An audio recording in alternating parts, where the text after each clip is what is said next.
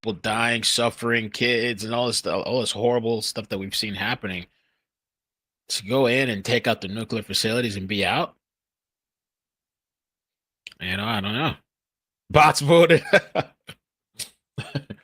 I think there is a scenario whereby not necessarily coordination, but they maybe even take a little bit of time and they make sure that the strikes that they do carry out against US interests in the region, because I think they'll have to, but they're done in such a way that it is very much signaling an off-ramp rather than an escalation.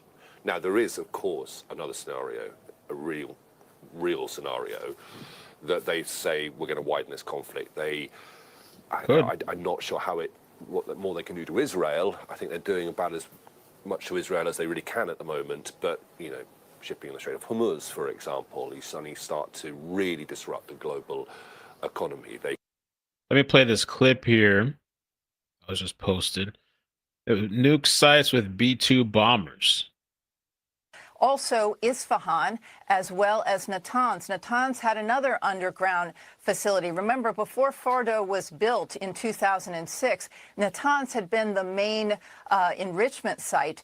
It was also built underground. Israeli jets had been targeting it in the last week, but they had not been able to penetrate underground. So those U.S. B-2 bombers, which flew out of Whiteman Air Force Base in Missouri, they would have taken out that underground facility. Natanz is interesting. You'll remember, Brett, it was the site of the Stuxnet virus, the cyber attack on those centrifuges years ago. But again, it was back up and running. And what is surprising, I think, tonight is that the president announced that it was not one site, but 3 underground sites and sites inside Iran's nuclear program that were struck by the U.S. Air Force tonight. Yeah, and it is something. We'll go back to that Truth Social and eventually control room, if we can put it up there just so that everybody can see it on the screen. The fact that this, first of all, this announcement comes from Truth Social. This is a president who has put out a lot of announcements, big announcements through Truth Social, and this is the biggest of them, probably his biggest decision. The completed, the very Truth successful Social attack on 3 nuclear sites, as you said, Fordo, Natanz, and Esfahan, getting very specific there. And the payload, he says a full payload of bombs dropped on the primary site, Fordo. That suggests, Jennifer, as we had been saying for many days, that they may have made several passes at Fordo, considering that the experts were saying that just one probably wouldn't have gotten to the heart of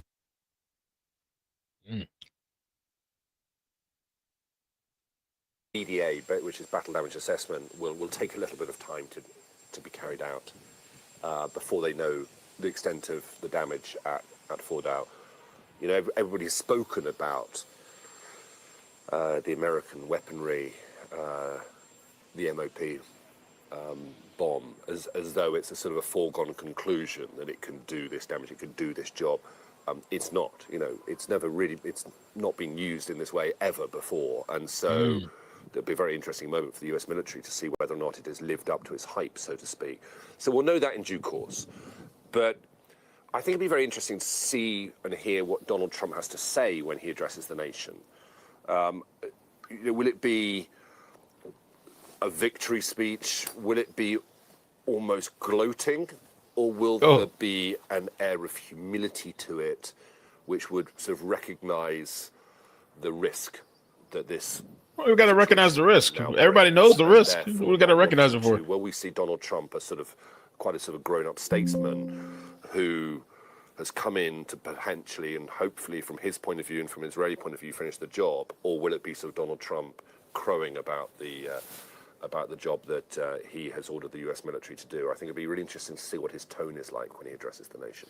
Yeah, let's bring in Mark, who is with us. And Mark, we're just talking about the address to the nation that Donald Trump is going to make in a few hours' time. And I guess the question is his tone. But we've heard different sort of tones from Donald Trump throughout the week, frustration, urging Iran at different points to come to the negotiating table. He was sort of reluctantly brought into this after those strikes last Friday, where he sort of said, look, you know, we'll just have to wait and see how this pans out. And then he moved towards the tone of Israel is winning this, so it's difficult for me to tell them to stop. So we've heard different statements at different points throughout the week from Donald Trump.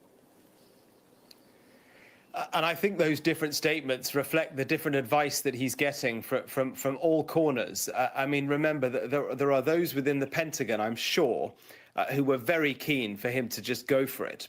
They have been planning, I mean, not quite as long as the Israelis have been planning for a moment like this, but they've had a game plan, excited, a war plan ready exhilarated for this sort of thing. Particularly this strike that has happened tonight for a very long time. So they were ready. But then against that, he has had people in the other ear telling him, don't do this. This is not our war. This is Israel's war. Do not get involved. Israel is doing quite well. In fact, Israel is doing very well. That's an important point, that Donald Trump has been surprised at at Israel's ability to be able to defend itself with the Iron Dome and all the rest of it, its missile defense system. So the advice he's been getting from his MAGA coalition, from the America First coalition, is don't do this, do not get involved. And then against that, obviously, he's had Prime Minister Netanyahu and Republicans and, in fact, some Democrats on the Hill saying, look, this is a once-in-a-lifetime opportunity. So all of that has been going on in his head for the past week, and we've seen that play out in real time as he has been ambiguous, which I guess has been helpful because it's kept the Iranians Iran guessing. chose the wrong but it's U.S. also, president to pull this because crap. Yeah. The Supreme Leader. The Supreme Leader. Did he see this coming? Kilimani. How are Trump people feeling about this? Laura Lewin made a post and said, never bet against Donald Trump. Ooh. Uh-oh. Let's see. What are the other accounts saying on X?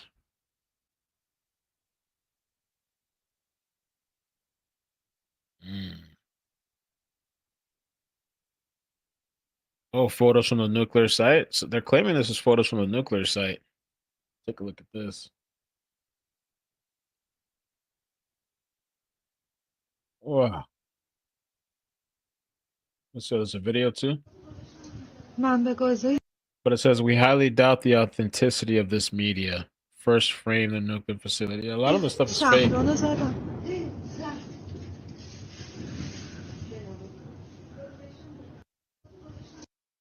Oh man, I don't know. There's people that turned on Trump. Turncoats. I always say blow the wind people. Wherever the wind blows, they go. Blow the wind. Any kind of shaky turbulence there. God.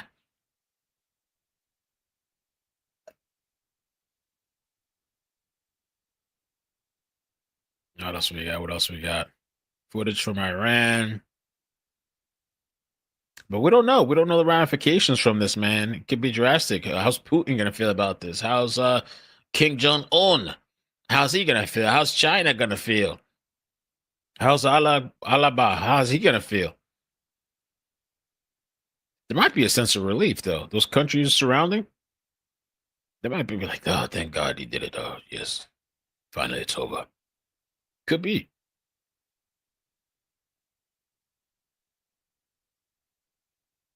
What's Kilimani doing? And it says supposedly Kilimani's hiding in a bunker. The supreme leader of Iran. So he's hiding out.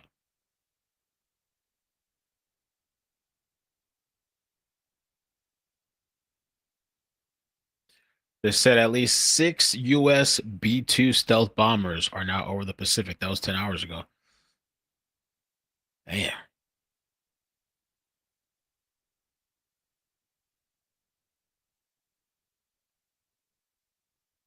People are asking, is World War III going to break out? They've been asking that for years, man. One day we're gonna be old and shit. They're gonna be, oh, it's World War III. We're gonna be rolling our eyes. But you never know. It could happen one day. Good. I don't want that, but you never know. You ask how we feel about this. How do you feel Hmm. about this, Mel? Just curious. Oh, thank you for the 5. Like I said earlier, I don't know. I think Trump's a G. He's a gangster. I think if we were going to do it, this was the best way to do it, I guess. Because instead of going on sending people on the ground, mass war, people dying, go in, bomb the nuclear site, the supposed nuclear sites, bomb the nuclear sites, and get out. Have a nice day. Now it's your problem, Israel or whoever. I don't know what they're doing, because Israel doesn't. I don't think they need to keep attacking unless their focus is to change out leadership. Because I've heard that come up too a couple of times. They're just going to replace the supreme leader by force. The two foes, the two arch enemies, which are Israel and Iran, but then also the U.S. and Iran. And that comes from history pre-1979, the mullahs taking over and saying that the U.S. is the great Satan. And then the U.S. getting involved and Iran striking back with terrorist attacks. So there is history here. But there also had been a nuclear deal that President Trump took us out of, tried to get one back, clearly wanted the peace and the deal, and that's not how this has gone since Israel. I love and stand in support of our Iran president. Screw those that turn. Before what was supposed to be the Grandpa, sixth thank round you. of Appreciate the talks 50. between Hey, the US how you and doing? Iran. Thank you for the Instead, 50. Israel and Prime Minister Benjamin Netanyahu and his government acted unilaterally and launched airstrikes all over Iran in different places, including some of their nuclear you for the power support. plants they could degrade from above ground, and also against oil refineries, gas depots, straight into Iran, into Tehran, which is densely populated. This was not something that President Trump had signed on to, and now he's reacting.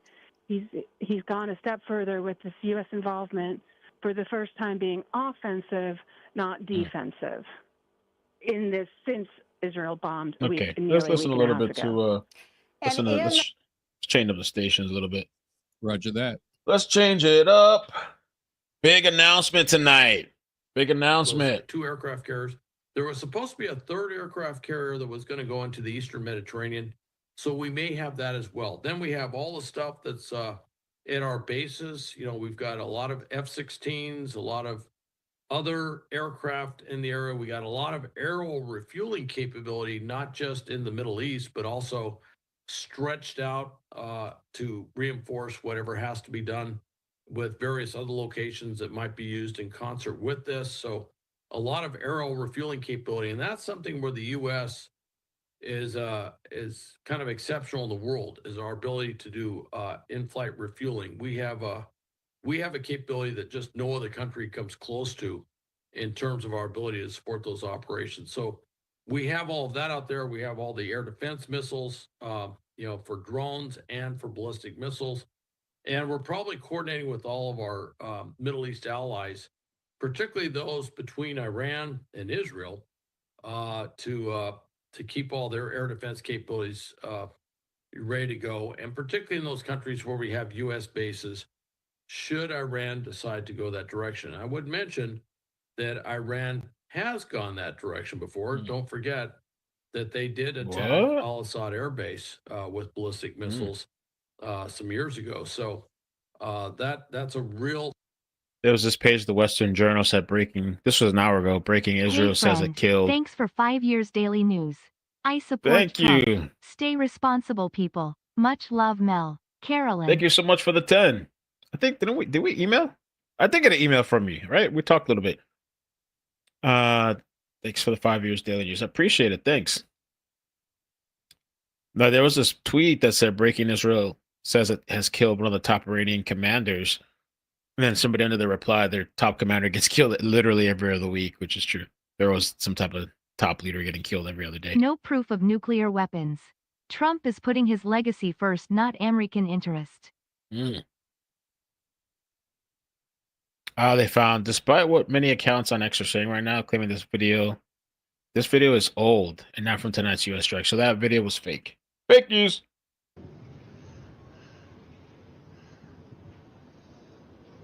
But that's not the nuke. That's not nuke video. Netanyahu eventually. I'm going to be listening for whatever he says. Trump I'm is actually kind of definitely curious EG. So where G he even thinks this smokes thing's fallen going, where leaf he out of thinks the blunt. U.S. involvement is. I'm going to be curious to hear if somewhere in his discussion he's presuming that the U.S. is going to take a greater role in striking Iran. I'll be. That should be it. That's it. All right, we got the nuclear sites. Get out. That's it. Whatever else is, you got to deal with that. Look at this video here. Video explanation of how nuclear disaster can happen if U.S. decides to bomb Fordo, which we already did. Iran supports and harbors terrorists. They don't need a nuke. This had to happen and will prevent WW3. McGinnis, thank you so much for the 10. Appreciate that. Appreciate that. Rockman, Trump is definitely a G. So G. Hold on, I got to cut out for me. Trump is gangster, man. A lot of people would have held back, not did anything. So G, he even smokes out of blood. What happens if the US targets Iran's Fordo enrichment facility? This wouldn't just be a military strike, but a very real risk of an unprecedented nuclear disaster in the Middle East.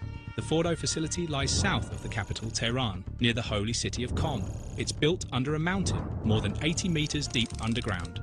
It's here that Iran enriches uranium to high levels, up to 90%, which is close to the threshold required to produce a nuclear weapon. If this facility were bombed and the stored nuclear materials detonated, the consequences would be catastrophic. Within a 1 kilometer radius, radiation levels would be lethal within hours. Within 5 kilometers, people would experience severe radiation sickness, bleeding, vomiting, organ failure. Up to 20 kilometers away, increased risk of cancer, birth defects, and long-term contamination of water and soil. Tens of thousands could be forced to evacuate for years. And the worst part? Winds could carry radioactive dust to Qom, Tehran, and even neighboring countries. If such an attack occurred, Iran would likely consider it a declaration of war and could retaliate by launching hundreds or even thousands of missiles at Israel and American bases. Oh, they haven't seemed too successful. They've gotten a couple of hits, but I don't think Iran has the smoke or the juice. I think they're a lot of talk. They're saying the political deputy of Iran's state broadcaster, IRIB, said on live television that Iran had evacuated the 3 nuclear sites targeted by the U.S. some time ago. Let's go. Patriot Radio. I guess they're saying that the news, country popping, classic the operators of the nuclear facility have left, but Good time to not live in a big city or near military installments. Coordinate with the Israelis to make sure that this mission could be done, and certainly with the Israelis basically asking us over and over again to do this, it just doesn't seem conceivable that we would not have coordinated this with the Israelis the whole way. And I'm sure that we've coordinated much more than just this particular mission or missions. That there's more that's being discussed, and there are contingency plans, branch plans, sequels, all sorts of things in terms of whatever it is going forward. The reason I ask you, Hal, is because this was sent out earlier today from the Israeli Air Force. Earlier today, the Israeli Air Force says they struck F-14 fighter jets belonging to the Iranian armed forces. This happened in central Iran. I was going to ask you, before all of this started, how important these F-14s are to Iran, Hal. But now I'm sitting here wondering if the Israelis were taking out some fighter jets in anticipation of what the U.S. was going to do, and because they wanted to take out the F-14s in expectation of some sort of retaliatory effort. Carolina, something? Well, maybe they saw the last Top Gun movie. I don't know, but those are like about the last place you'll find F-14s. The Shah of Iran bought those things in the 70s from the U.S. and they basically don't have. That's one Michael. Thank you so. Iranian Air Force. They don't have much. They don't have very many assets. Oh, Sarge. I don't think your first name is Michael, but thank you for the 45 on Cash App to try and keep those things flying, because obviously we're not providing. So they were saying here too. Let me see. I'm getting tagged on stuff. Fox Pentagon reporter. In my 18 years at the Pentagon, I've never seen such an operational security. There were no leaks. Nobody speaking about this. A complete blackout. More according to the president. The other thing I can point out, Brett, is that this is an operation in the last 18 years since I've been at the Pentagon. I've never seen such operational security. There was nobody speaking about this, any of the preparations. There was a complete lockdown, almost a blackout of information for the last few days. I'm sitting here in the Pentagon right now. I can tell you the hallways are empty, and all of the information is coming right now out of the White House. That is a significant achievement because there were no leaks about the timing. Now, sometimes I think those who, a lot of the flight trackers, the open source intelligence flight trackers, that flight radar did indicate some of when the B-2s took off from Whiteman. But again, nobody really expected that it would take place this evening. If you looked at the moon schedule, you might have had a clue because it was a waning crescent and almost a new moon on the 25th. So it would have been very, very dark over Iran tonight, and you need that in order to bomb. That's the ideal condition. How you hit a for nuke something like site a and not B-2 hit the that nuke is, they yes, apparently itself had. Stealth, Iran but it still preparing has to be rebuild. exported in No case proof. any Iran were to put up any You think it's all planes BS? It's smoke and mirrors, a hoax? opportunities to fire on those B-2s, which are such valuable and very, very special planes. Only the U.S. military has this kind of weaponry and this capability. No other country in the world could have carried off what occurred tonight at those 3 uranium enrichment sites in Iran. I love it. Funny how Jen, none of those you're jets exactly moved at right all on when the blown up. operational security Man, big, gigantic news. On for some time in the run up to all of this and sharing that intelligence with the U.S. Because what does it take to actually drop a bomb on this Fordo target? We know it's deep underground. So U.S. intelligence, U.S. military intelligence had to know the exact formation. What happened to No King's Day? No King's Day. We don't have a king. No King's Day. Oh, I hope they're watching as they march. Let me listen a little bit. We got to get clipped on Fox. Israel forces show the aftermath. Oh, okay. Check this out. The aftermath of the airstrikes. Let me pull this up. Full screen. Supposedly, this is the aftermath here. Chat's moving kind of fast. I know. Well, it looks like fast. It was an unexpected stream. I had to like run and jump on. I was like, "Oh snap!" I thought it was a joke at first. I really did. I had to double, triple check, quadruple check. So this is the aftermath. I wonder who's going to go investigate to see that the nuclear material is actually destroyed. I guess the top looks pretty destroyed.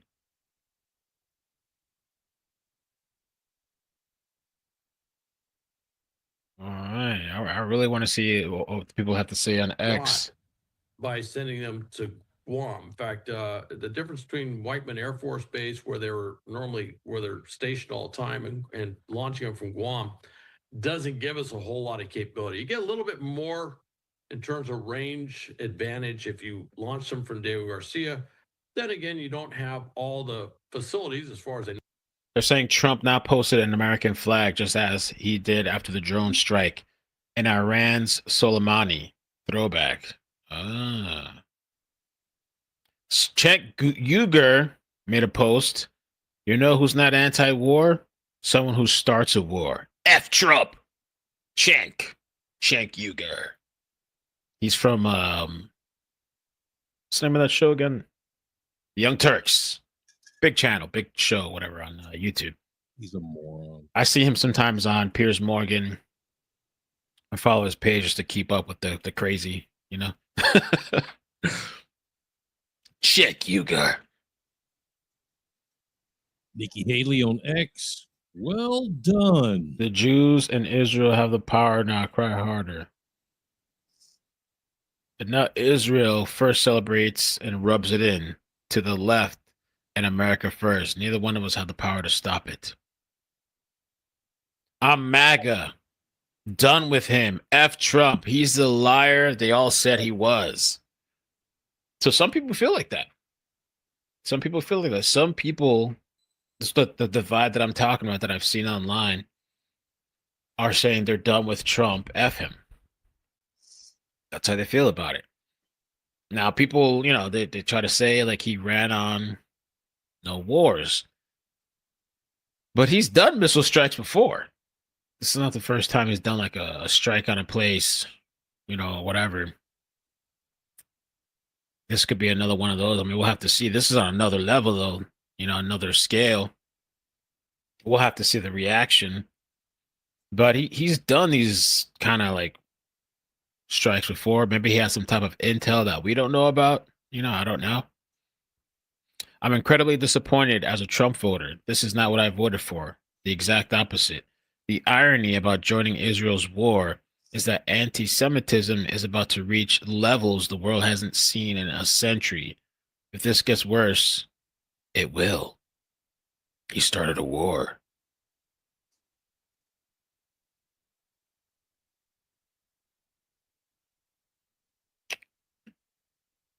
Those bombs would be needed to potentially destroy Fordo.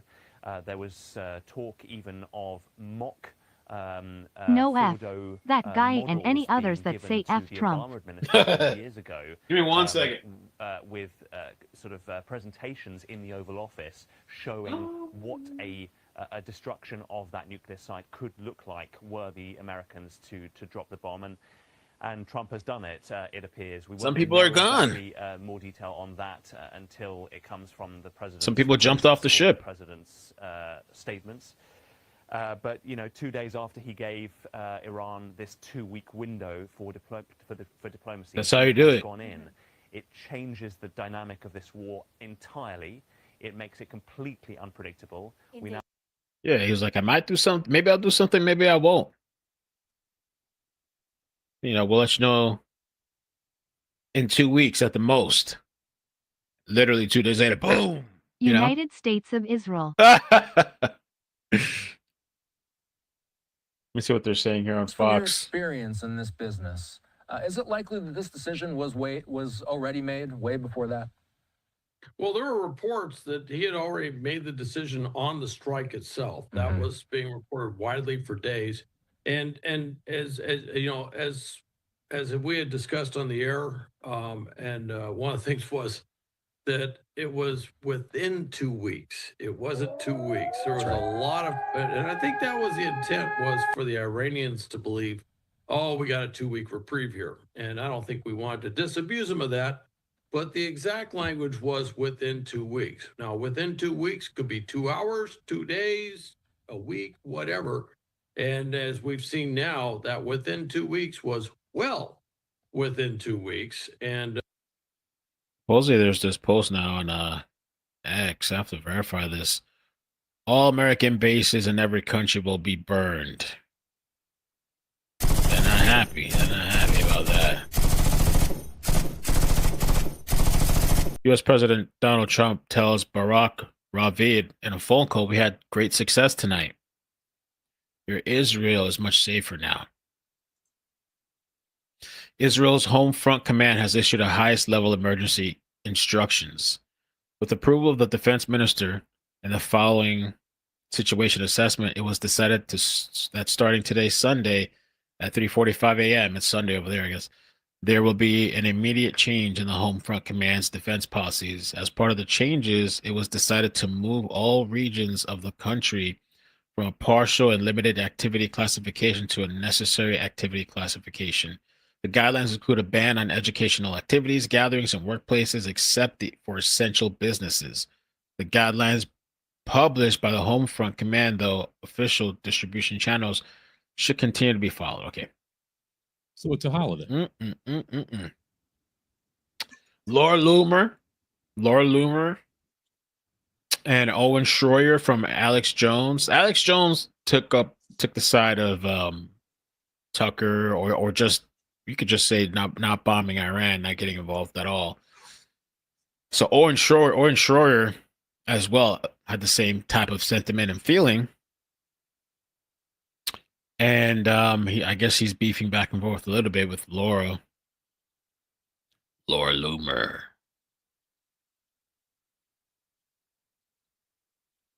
That's a fake picture. Thank you for the picture, but that's a fake picture floating around, apparently, the nuclear site. I'm waiting to see a real one, guys. I haven't seen no real ones yet.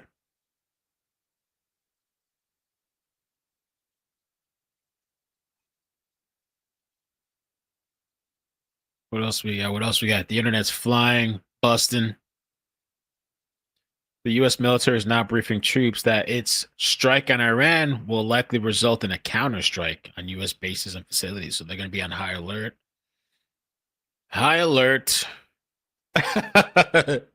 Cinema said Trump is going to address the nation about the strikes on Iran at 10 p.m. However, it's unclear when the president of the United States, Benjamin Netanyahu, will address the nation. Oh, man.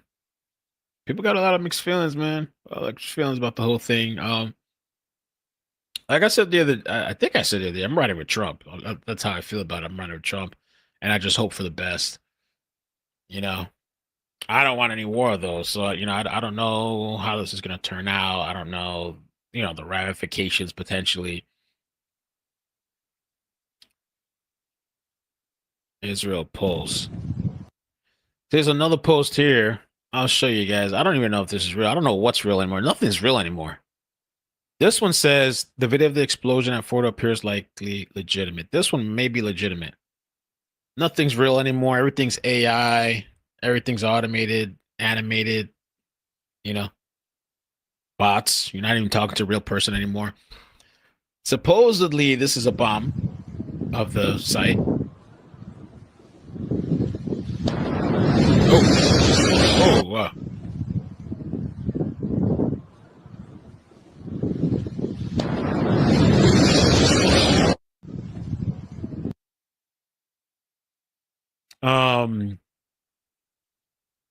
And somebody said, Grok, is this legit? The video of an explosion at Fordo appears to be likely legitimate based on reports from critical sources confirming strikes on Iran nuclear sites. So I don't really know. That's just basing it. Even the AIs aren't. They're smart and they have a credible capability, but they're also still don't have like intuition, or not intuition, but like I don't know. There's like a lack of context sometimes and common sense or whatever. So. The Iron Dome that is. There's that guy too that he got a ChatGPT to marry him. I guess he made like a modification or something. He left his girlfriend and got married to ChatGPT. I mean, maybe I don't blame him. Maybe he don't want to deal with the headache, you know. Some guys just don't want to deal with the bullshit. I got time for it, you know. And so those are very capable systems, but they're not as prolific as the Iron Dome system. So it's so when there's a certain number of missiles that do come in, ballistic missiles, which those systems would intercept, at some point you just work on the math, which is you only have so many air defense missiles, and some of them get through. And many, you know, with the system, it identifies where it is. It tries to figure out where it's going, and then they make a targeting decision, which is, do we launch a missile to intercept that incoming ballistic missile? Speaker Mike Johnson had something to say. So Speaker Mike Johnson says, thank you for the tag. The military operations in Iran should serve as a clear reminder to our adversaries and allies that President Trump means what he says. The president gave Iran's leader every opportunity to make a deal, but Iran refused to commit a nuclear disarmament agreement. President Trump has been consistent and clear that a nuclear-armed Iran will not be tolerated, which he has said that over the years and years and years and years and years and years and years. Explain. He has had that sentiment. This is not something new. That posture has been enforced with strength, precision, and clarity. The president's decisive action prevents the world's largest state sponsor of terrorism, which that's another thing too, which chants death to America, from obtaining the most lethal weapon on the planet. This is America first policy in action. So he's spoken up. Let's see what else is going on. Locked and loaded. Let's go. Big Patriot Radio. News. Oh, news, Lord. Thank you. Thank you. Rock. Thank you, Eric. I appreciate that. A lot of fake videos going around. So now they're saying this video is fake too. Nothing's real anymore, man. We're all in a simulation. So this is from, they're saying it's from Syria 6 months ago. Okay. All right. Nothing's real. Lord Almighty.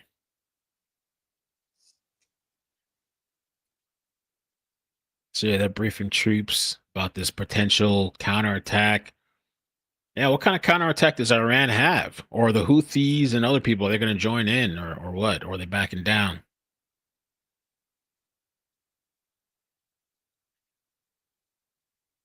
Everything's in the air now. Aerial power, technology.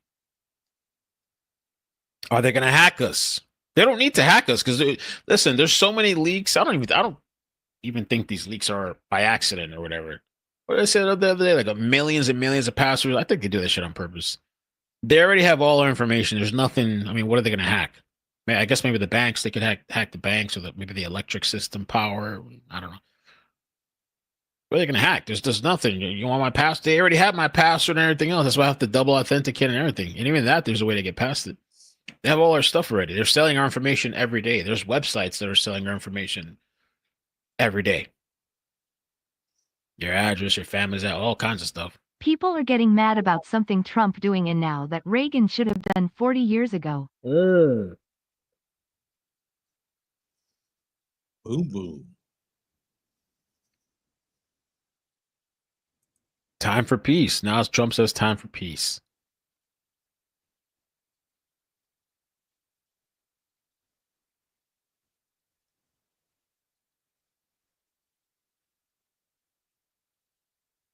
So I hope this just kind of shuts the situation and we can go our merry way. But I don't know if that's really what's going to happen. But at the same time, I wonder if some of those, well, I don't know. Some of those countries in that area might kind of be breathing a little bit of relief. Maybe they won't say it publicly, but just kind of thank God this guy, these nuclear sites are taken out. Or Allah, I should say, thank Allah for these people. Nobody wants to do that.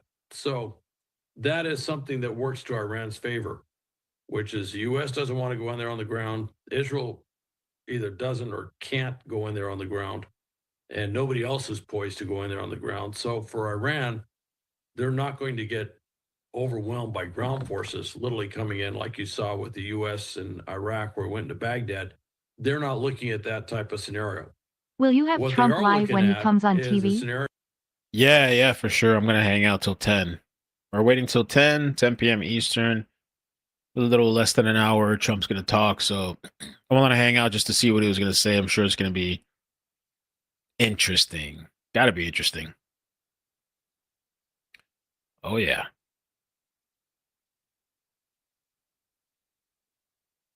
I wonder if the Supreme Leader is going to put out a message.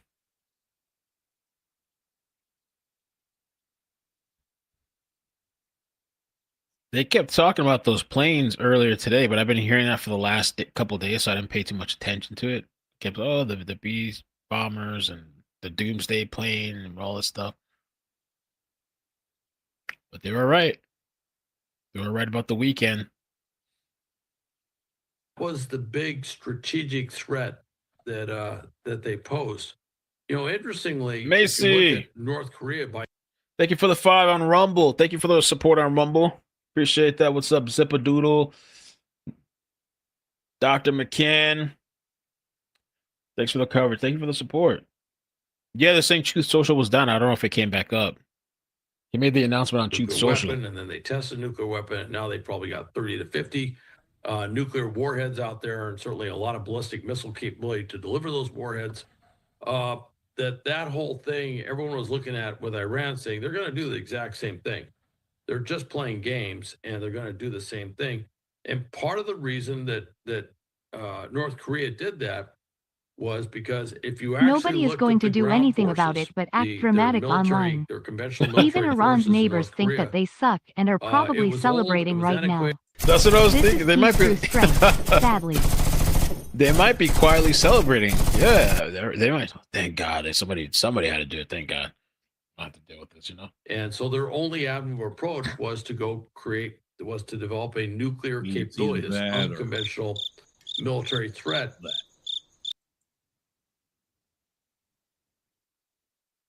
That house is very white.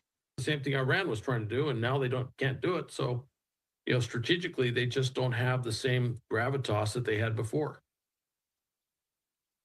They're done. We're They're pretty getting much done. I don't know what else they're going to number pull of out of their reaction hat. from lawmakers. All right. If we can, let's head over to that. Yeah, Lindsey Graham, South Carolina, reacting to the strike, saying, "Good, this was the right call. The regime deserves it. Well done, President Trump." Lindsey Graham says, "To my fellow citizens, we have the best Air Force in the world. It makes me so proud. Fly, fight, win," Graham says. I believe we have a number of lawmaker reactions, so we're just going to go through these. Senator Fetterman, the Democrat out of Pennsylvania, says, "As I've long maintained, this was the correct move by POTUS. Iran is the world's leading sponsor of terrorism and cannot have nuclear capabilities. I'm grateful for and salute the finest military in the world," Fetterman says, moderate Democrat in the Senate. The majority leader, John Thune, Republican, says the regime in Iran, which has committed itself to bringing death to America and wiping Israel off the map, has rejected all diplomatic pathways to peace. The mullah's misguided pursuit of nuclear weapons must be stopped as we take action tonight to ensure that, and it looks like it gets cut off there, but I'm assuming that Leader Thune there. Let me show you some clips, things that I'm finding right now that I think are kind of interesting. Let's see here. ESPN, apparently, is that true? ESPN announces U.S. strike in Iran. President Donald Trump will address the nation tonight at 10 o'clock Eastern time regarding the attack on Iran earlier today. ABC News will have live coverage. He has said, quote, "We have completed our very successful attack on 3 nuclear sites in Iran. All planes are now outside of Iran airspace." Again, much more. 10 o'clock Eastern time, ABC News for a live coverage of President Thanks for your Trump's news consistent conference. coverage on important things. Wow. Thank you so much for the super chat. Appreciate it. Tonight's going to be big. Oof. Tonight is going to be big. They posted this 3 hours ago. Iran's underground Fordo nuclear site isn't just secure, it's nearly untouchable. Analysts said it'd take 10 B-2 bombers striking in under 3 minutes to even dent it. Let's see. Enrichment site, or potentially, is there some magical thinking going on here? Well, it's magical thinking, Jack. I mean, you and I both, you did targeting packages. I had inputs to targeting packages. I've been a planner, military planner, where we have to look at the range of things regarding a campaign, everything from kinetic strikes to special operations force options. And this is the deal regarding Fordow. You would have to have a strike package of 10 B-2 Spirit bombers coming in, one after the other, within about 3 minutes, dropping the ordnance. So these are penetrators, but Jack, to get to the level we're talking, you're going to have 10, count them, 10 of those penetrators get deep enough to have an effect. That's how deep this thing is. So, and then, oh, by the way, what happens if we have to go in and verify we did the job we said we did? Oh, by the way, what happens to the radiation that comes spewing out once you penetrate the facility? So General Tony Zinni, We're gonna find out. the commander of Central Command, one of my friends and mentors, told me that Bill Clinton, this is back in the 90s, Bill Clinton would ask him, "Hey, General Zinni, can you do X? Can you defeat X?" And Zinni would say, "Yeah, I can do that, but then what?" So I think, Jack, as much as we can talk about ordnance, we can talk about effects, nobody can actually define what our end state is or what would happen if we do this. The then what seems to be the piece that everybody is missing, and I think President Trump has got it. That's why he's taken a deep breath and thinking about this before we act. Well, that was earlier today. It's too late now. Bombs over Baghdad. U.S. President Donald Trump breaking tells Reuters, I always say Reuters, but I guess it's pronounced Reuters, they should stop immediately. Otherwise, they'll get hit again. Who? Stop what immediately? They should stop immediately, or otherwise they'll get hit again. Oh, with the counterattack? What is Trump saying? We'll come back? We'll pull back up on you guys? Iranian state television displays graphic of U.S. bases. Oh, hell nah, Mr. Trump, look what you started. What? Hold up. Mr. Trump, you started it and we will end it. So Iranians, supposedly, Iran TV is getting hot. They're upset. من هدف مشروع ایران هستند. آمریکا با این اقدامی که انجام داد علیه ایران و حریم هوایی ایران را شکست و Guess I'll it's talking to me. I'll read it to you guys. So it says they are definitely a legitimate target of Iran. The US has committed a crime against Iran. By violating Iran's airspace, it has no place in the West Asian region. President of the United States, you started it and we will finish it. Whoa. Uh-oh. The most lethal weapon on the planet. This is America first policy in action. He finishes by saying, the speaker finishes by saying, God bless our brave men and women in uniform, the most lethal fighting force on the planet, as we pray for their safe return home. May God bless America. Johnson brings up a point, Hal, that there were opportunities to make a deal between the regime and between President Trump. I believe there were 60 days of negotiations that took place. And then on the 61st day, that's when the Israelis began striking in Iran. What do we know about what was discussed in that 60-day period? How much progress, if any, was made when there was a table to be discussing at? Not much. No? That's exactly why you see what happened. They went back and forth. The Iranians and Steve Witkoff, he made a mistake early on that he seems to have recovered from. He went to the initial meeting and came out and said, well, we're talking about 3.67% enrichment capability that Iran would retain. And of course, that was the exact number that was in the JCPOA, the agreement under Obama that President Trump had basically shut down, that he pulled the U.S. out of. And of course, when right after Witkoff said this, there was all sorts of things on the Hill, really bipartisan rhetoric on the Hill, which was making it sound like, the Trump administration was pursuing Obama too. They were basically trying to put back in place the same agreement that they found completely unsatisfactory that we pulled out of years before. This is a developing situation. Coverage will continue on Trump announcing that the U.S. conducted strikes on Iranian nuclear sites. Trump is okay, I thought he said continue. Trump is expected to speak at 10.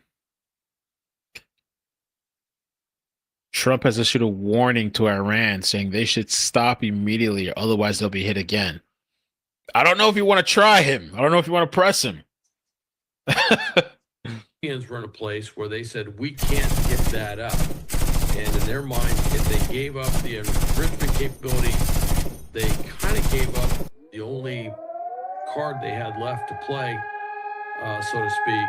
They had to, it almost reminds me in many ways of the same sort of gamesmanship we used to hear with Saddam Hussein with WMD, where he was trying to make it sound like he would say, oh, no, I don't have this. And then he'd play all these games in the background, which very, for him, very effectively created the impression that he was that he had WM weapons of mass destruction and that he was deliberately trying to hide those weapons of mass destruction. Of course, in the end, that became the justification to go in and remove his regime. And when we got in there, we found out there really wasn't anything. That he was doing a lot of this was gamesmanship, and he was not only trying to deceive the West and his neighbors, but he was very much trying to deceive his own senior leaders to make them think that he was retaining a capability within his regime that he didn't have, and hence this kind of layered misreporting of weapons of mass destruction. Well, that was the purpose for that strategically. Okay, BNO News is reporting that U.S. strike in Iran. Fordo 6 bunker busters. 6 bunker busters. And then Natanz and Esfahan, 30 Tomahawk missiles. That's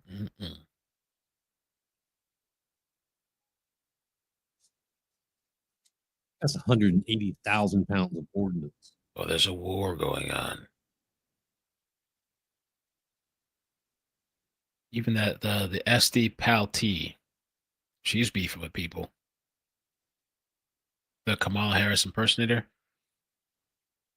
It's pretty funny. She's beefing with people. There's a whole all-out war. Everybody's turning on each other. Sides are being chosen. Why can't we just get along? Mr. President, you started it, we will finish it. The Iranian state media has threatened us. Some people in the chat have said they're afraid. They're worried, concerned. Some people said they can't sleep at night. Some people have started taking medication. Iran, Mr. President, you started it and we will finish it. Nick Fuentes says he's going to go live tonight. Oh, he's going live on Rumble now. Maybe we'll just peep in a little bit, see what he says. Mr. How President. many Iranian terrorists came over the Mexican or Canadian border? I'm afraid of sleeper cells within our country. Well, I don't know. This I wonder, this could encourage attacks. I'm actually surprised nothing happened, to be honest with you. I'm surprised nothing happened during King's Day. All these people were gathered. Nothing terroristic-wise, I mean, you know what I'm saying? There was incidents, somebody got shot and killed and stuff like that, but I'm talking about, like, some type of attack. You know, I'm surprised that didn't happen. But with this situation now, yeah, who knows? Sleeper cells, people among us. Oh yeah, I was gonna do this. Well, let me see what this guy had to say. What's this guy here? Aspen Cold. If you can believe this, they are sending the B-2 bombers. Breaking moments ago, new reports from open source plane spotters show 6 B-2 stealth bombers from White. More they raids left the airport with half a tank. So they left. Okay, there's like a whole smorgasbord over there. Nick Fuentes, what do you have to say? Just real quick, I'm curious.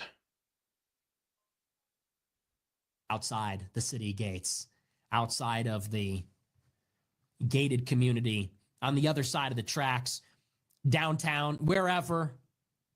Can't do it forever. Can't run forever. How's he streaming with subtitles like Is our that? civilization worth it? Is it worth it to have a civilization like That's this? gangster. How does he have that? There is something involved. Oh, he was a pre-recorded video. I was like, wow, that's pretty cool. Oh, okay. He hasn't started. I know there's people. An ambitious. People on Rumble, they have like a very long intro before they start. Like 30, 40-minute intros. Okay, so let's keep it moving. We'll check back in a little while. Ooh, somebody just said this too as well. Brianna, I'm just hoping all my reporting on sleeper cells is wrong. Do we have sleeper cells? Is it your neighbor?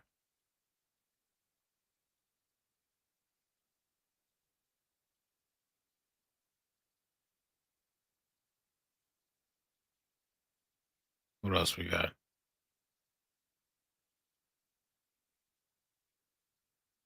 A source familiar with the operation and senior Defense Department official confirmed that MOP was used in the strikes, with 2 MOPs used per target.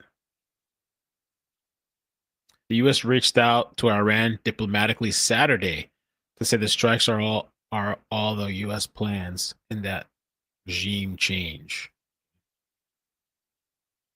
Only need Fox News alert. I just spoke to the president of the United States.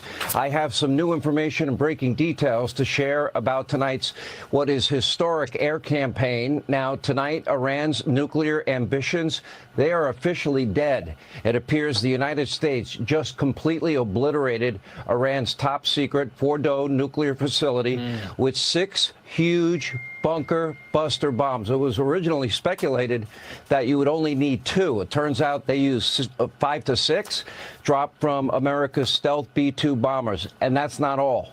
2 other major Iranian nuclear sites, Natanz and Esfahan, were wiped out with 30 Tomahawk missiles launched by American submarines some 400 miles away. Everyone is out of harm's way for now. That does not mean that American assets in the region are not at risk. And we are monitoring the Iranian response or potential response all throughout the night. Wow. Syria get offloaded and then smuggled into southern Lebanon. But now, if Iran is gone, if that regime is gone, if that pipeline is gone altogether, what was a horrible situation for Hezbollah has become a completely untenable situation for Hezbollah. And what you're likely to see, which is something already in the works, is that Hezbollah will eventually be compelled to completely disarm altogether, completely disarm, cease to be a military or paramilitary organization, probably work some deal to be maybe a political party, and that's about it within the Lebanese political system. And that threat will go away. All right.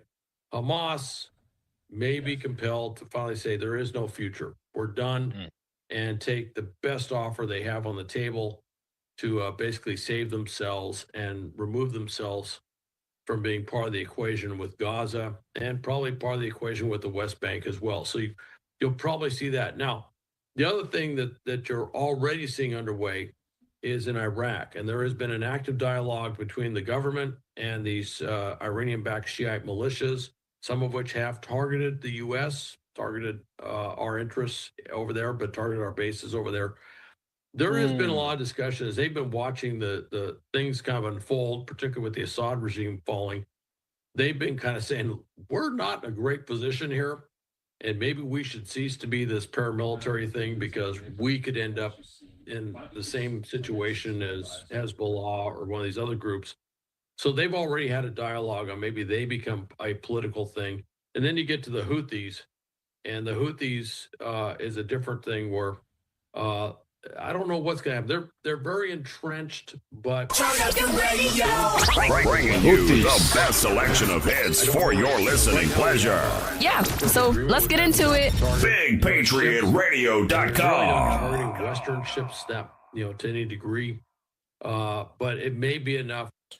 It said President Trump sent multiple decoy bombers west out of the U.S., juking Iranian forces while the B-2s actually dropping the bombs went east undetected.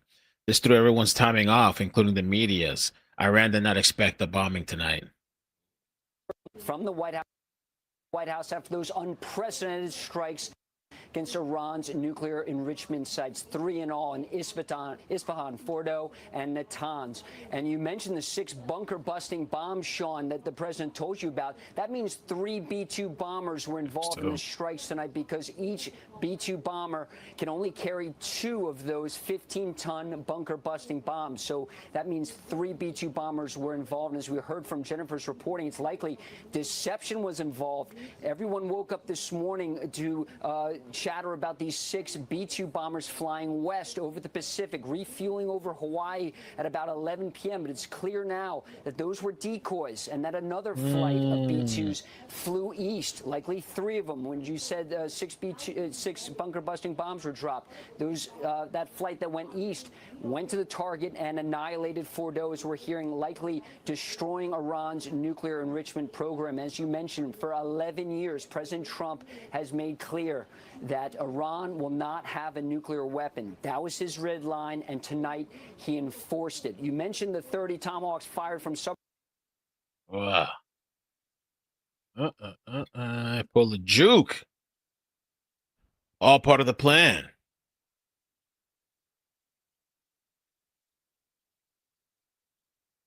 Let's see what else we got tagged on here.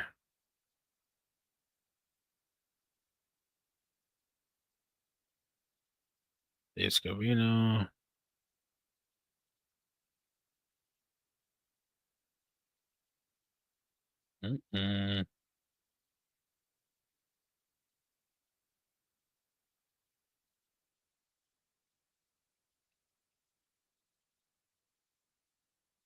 I have unfollowed so many people within the last hour, says Mary Tally Bowden. What happened? The Great Divide. Iranian State TV. Every American citizen or military in the region is now a target. Sleeper cells.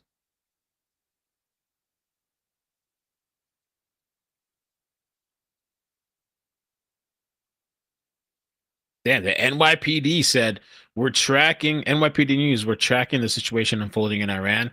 Out of an abundance of caution, we're deploying additional resources to religious, cultural, and diplomatic sites across NYC and coordinating with our federal partners. That means you're on your own, basically.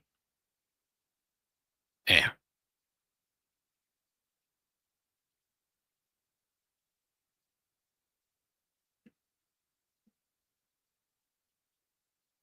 Come up with a course of action that is what you just laid out. Let's talk about some of the other angles to this. So the Tomahawks being used on 2 sites, the 30,000 pound bombs, 6 of them being dropped on Fordo, Hal. As we learn more about this, and again, I'll just reiterate here, Sean Hannity reports 6 bunker-busting bombs were dropped on Fordo from Air Force B-2 bombers, and then Isfahan and Natanz were targeted with those Tomahawk cruise missiles from submarines. Let's talk about where this goes from here. We discussed this a little bit earlier in the evening. One of the most common questions I get from viewers is the U.S. entering a war? And Israel and Iran have already been fighting. Now the U.S. is getting involved in that fight. Does that mean the U.S. is at war? You know, there's no declaration of war. We haven't had declaration of war since World War II. I don't know if Congress would be too inclined to declare war on Iran. And by law, I think the War Powers Act, the clock has already started ticking based on what I've seen. But what I will say is this: we are now part of this conflict, part of this war, if you will. I think it's certainly fair to say that Iran and Israel are at war, and we have now entered in as a party to that conflict on the side of Israel, obviously. And so we are a party to it. The question is, what will Iran do? Will Iran now try to broaden the conflict to start targeting U.S. facilities, bases, assets, interests in the region and potentially out of the region? Will they try to do that? And if they do, then I'm sure there's a lot of contingency plans, as I mentioned, branches and sequels of the current plan as to how to best address dealing with that. But I have to think that within Tehran, within the Iranian people, once this information has been disseminated, once it's been absorbed, once the information is sort of metastasized, if you will, within the body politic of Iran, there's going to be some very deep questions about the regime. And part of it will be, can they actually perform as a government? Okay. So Hakeem Jeffries, a Democratic leader, has posted on X and said Donald Trump promised to bring peace to the Middle East. He has failed to deliver on that promise. The risk of war has now drastically increased, and I pray for the safety of our troops in the region who have been put in harm's way. President Trump misled the country about his intentions, failed to speak to congressional authorization for the use of military force, and risks American entanglement in a potentially disastrous war in the Middle East. First, the Trump administration bears the heavy burden of explaining to the American people why the military action was undertaken. Second, Congress must be fully and immediately briefed in a classified setting. Third, Trump shoulders complete and total responsibility for any adverse consequences that flow from this unilateral military action. Well, that's the thing. Yeah, if anything, counterattacks, or one of these bombers blow themselves up, somebody dies, they're going to put it on Trump's. Vincent Oshahana said that definition of war, we're officially at war with Iran.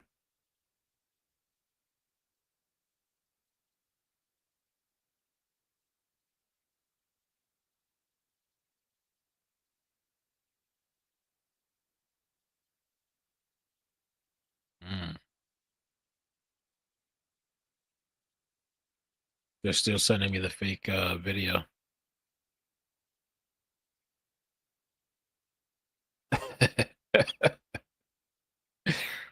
This is a funny meme. This meme here says, I'm done being an expert on tariff. I'm done being a tariff expert. Now I'm an expert in the Middle Eastern conflict.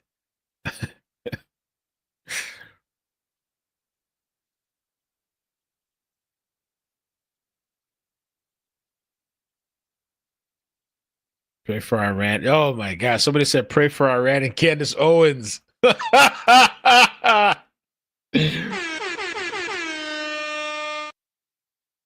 Oh my gosh. Oh, we got to go full screen for that. Oh.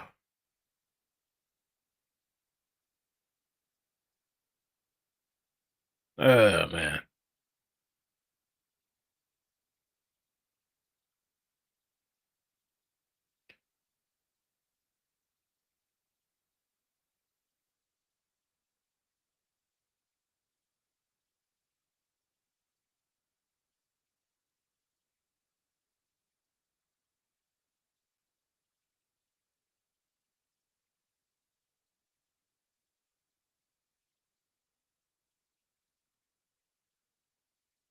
Oh.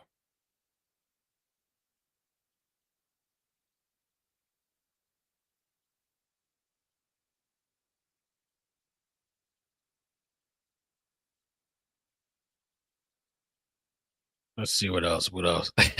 I might have to add that to the thumbnail. I don't know if I can pull it off. I might be able to do it. Just pull it out of the image and add it to the thumbnail. What else do we have? What else is breaking? We're just killing time till Trump gets on. We got less than 30 minutes. Just getting everybody's reaction online. I mean, I really could just look in the chat, too. What else do we have? That was my voice there. Let me check out the chat. Stop crying, Something that we're lefties. keeping a Stop close taking eye on. Al SSRIs. Kempfer Oxygen is still deprivation here has with us. permanently And damaged Hal, your brains from I gotta ask you, MASKS. The victimhood Israel Olympics is over. Always Oh on my high God. alert, but even more so tonight in light of this. I would imagine it would be prudent Chicago Hood. for Israel. Certainly, it's all of its air defense forces, but also to tell the population, stay close to bomb shelters. And the Israeli population is really kind of attuned to this, and I think they would do it intuitively, even if they weren't told. But I'm sure they were told everywhere. Stay close to bomb shelters. Be ready to immediately move. There's a very set way that they do this that really has been closely adhered to throughout the population, where they get the initial notice of a launch of ballistic missiles or drones. They get about a 15-minute notice, and based on everything I got, there's kind of like a almost within all the different Israeli families and households, there's kind of a procedure they sort of go through where they gather up certain things and stuff like that. And then it gets a lot closer, and then they get like a 2-minute warning or something, and that's where they go to wherever they got to go, their safe room or their underground, bomb shelter, if you will. And that's what they do. And I'm sure that was disseminated. Definitely when President Trump made his announcement, that was probably something went out, would be my guess, telling people to do that. Although the reality is that at this point, the Israeli population is so well trained and conditioned to this, they don't actually have to put out an announcement. They kind of just do it automatically. They're already there. It's like, just keep doing what you're doing, is be the announcement, and they're already leaning forward in that direction. Al, it's approaching. All right, be we're right about 25 back. minutes away from when we expect grab a the little president drink. to speak. I'm going to ask you a question that I already asked you earlier today, but we have lots of new viewers now, and I think it's important. What are you going to be listening for once the president speaks to the nation? Again, about 25 minutes. Well, about two things, and we mentioned that we talked about this a little bit earlier. Two things I'm going to listen for is, number one, which we're getting more information on, which is battle damage assessment. Part of that, too, again, is we just got word on the nature of what was employed in these strikes. The B-2 bombers with the GBU-57s, those massive ordnance penetrators, those 30,000-pound bombs. 6 of those were used at Fordo. That tells me that when that text went out saying that Fordo is gone, 6 of those things hitting Fordo, yeah, that kind of implies Fordo was gone. As far as any sort of nuclear facility or whatever, it is anything underground has been completely wiped out. And frankly, with 6 of those bombs going in there, my guess is anything above ground has been destroyed or decimated as well. So that's gone. Then the other one was, and this is where we're kind of speculating, which was what would they do? And we didn't know if they'd use other types If Trump of would have weapons or it was chosen just to give B-2 Israel bombers. $200 billion What were they doing at and the other invite 2 Netanyahu sites, to the you know, Oscars to Isfahan ask and- for and even more Natanz? money, liberals would And be I didn't know if cheering. they had significant underground facilities that would require something on the order of a GBU-57. Certainly a very capable weapon, but maybe not necessarily the weapon that I would use at those particular facilities. Well, as it turns out, as we know now, that they use the Tomahawk missiles to hit them. So I'm going to be listening to the battle damage assessment. Well, how much was destroyed? What was the scope of how they were destroyed? What has this done to Iranian capabilities going forward? I'm going to listen to that. Then the other thing we'll listen to very closely is what is our intent now? Is this way a proverbial one and done? You know, we did this massive strike. And by the way, we've done that in the past where we've done massive strikes and then there's nothing else we do. That's it. That was to create the effects that we wanted. And in this situation, we may not have to do much because we do this. We brought in our unique capabilities that could do the things that Israel can't do. And then we pull back and Israel just basically continues doing what it's doing and dealing with everything that comes after that. And that may be the plan going forward. And of course, part of that will be determined by what is Israel. I mean, what is Iran going to do? Big news tonight. As far as attacking our stuff, Man. whether Israel will have the capability to deal with that, or whether we have to step in and use our own sources, our resources, like those 2 carrier task forces, and other things that we have in the region. That will be the other thing I'm really listening Big for. So news. basically 2 things: battle damage assessment, and where are we going from here? Ever since October 7th, 2023, we've covered the Middle East almost on the daily here at Live Now. It starts with a Hamas attack on Israelis in southern Israel. We, of course, have watched the Gaza war play out ever since then. We've seen flare-ups between Hezbollah and Israel to the northern Israel, right. southern Lebanon.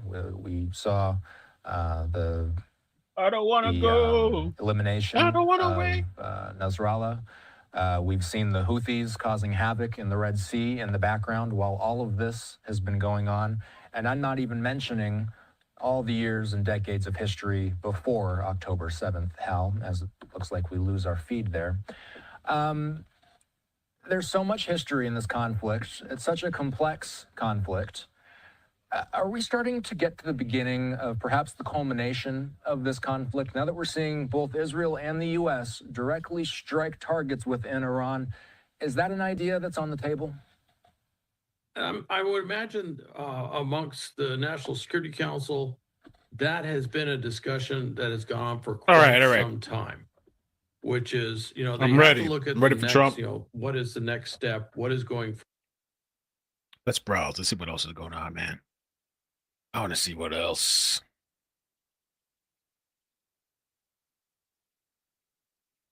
Tagged.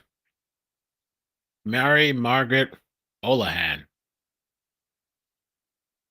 The United States gave Israel a heads up before the strikes on Iran took place.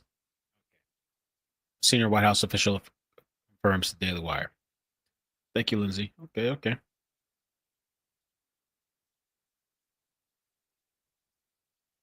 Iran is saying, everybody watch out. Putting everybody on notice. All American citizens are on notice now.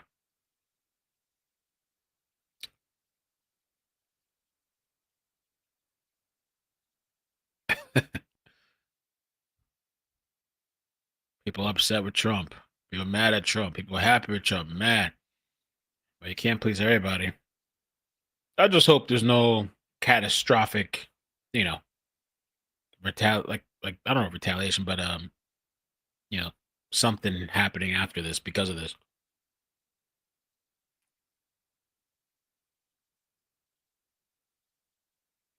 Trump's Iran attack catches the world off guard after fake outs with B-12 flights. And everybody reporting on it too. The B-12's flying here, the B-12's flying there. I guess they knew everybody would be reporting on it. Fake out.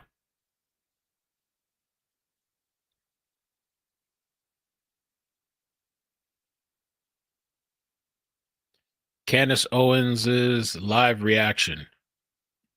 They're saying this Candace Owens reacting live to the whole situation.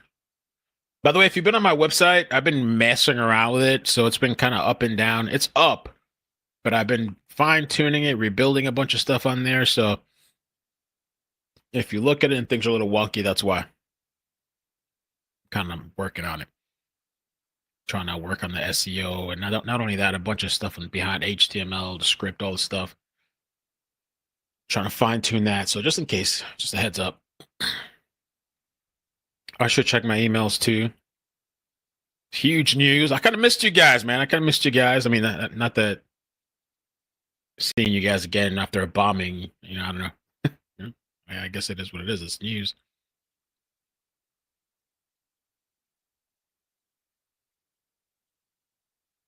Fordo. During his address tonight, U.S. President Donald Trump is expected to say that he is not currently planning additional strikes inside Iran. Okay. Unless we have to. If we have to, we'll do it.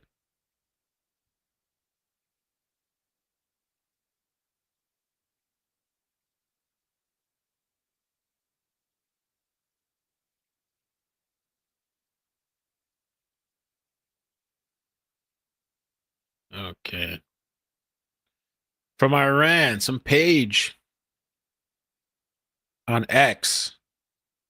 This wasn't just a strike. It was a declaration of war, and Iran accepted. There's a page on X. And, all these people have pages now and stuff. So there's this page here saying they've accepted the war. Breaking Iranian television. Stay away from American bases. So now they're saying it's all-out war. They're going to be targets.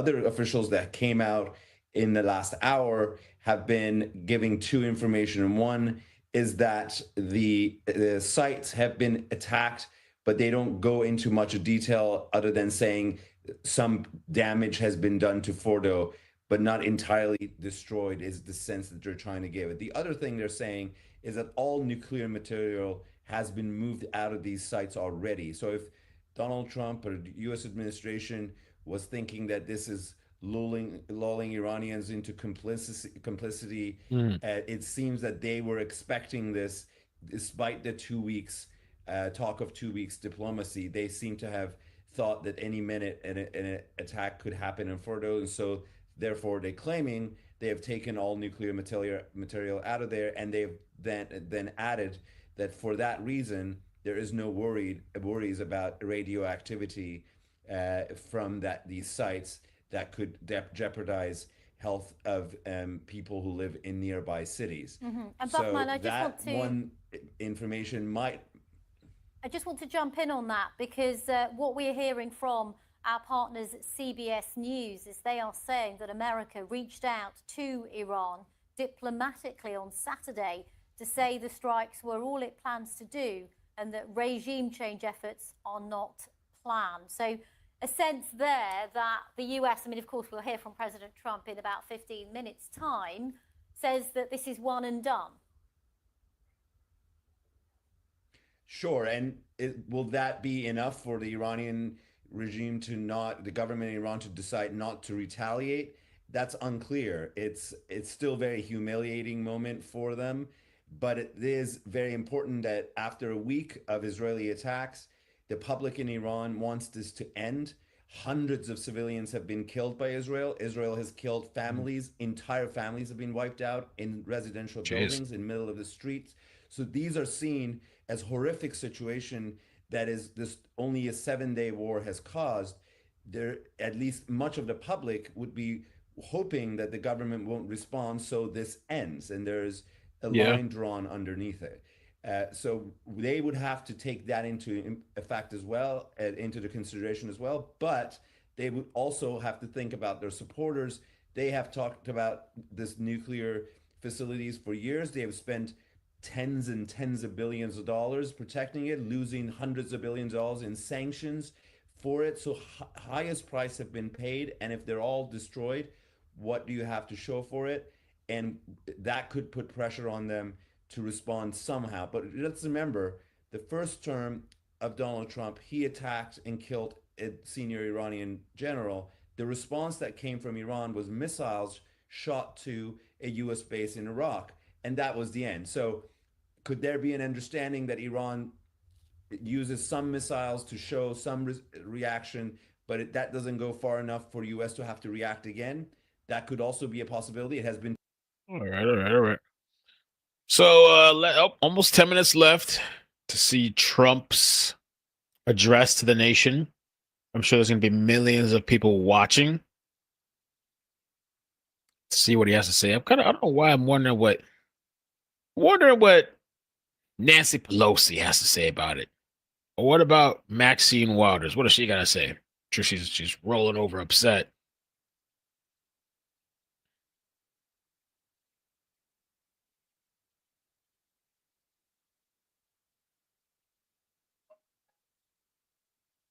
White House. Laura's on. The door's open if you. Okay, she has the Fox plan. Okay.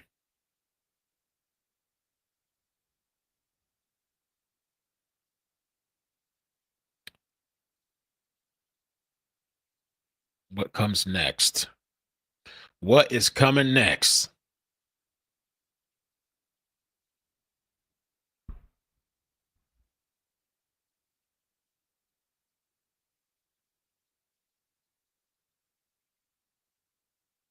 Come on in.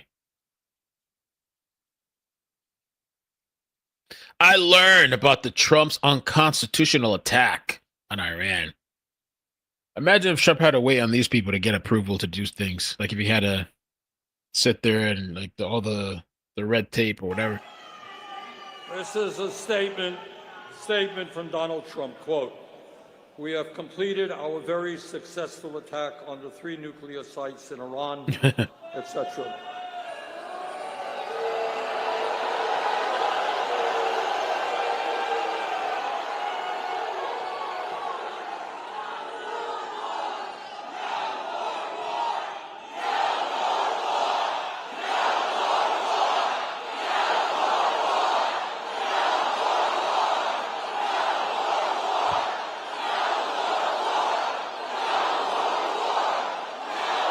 I agree.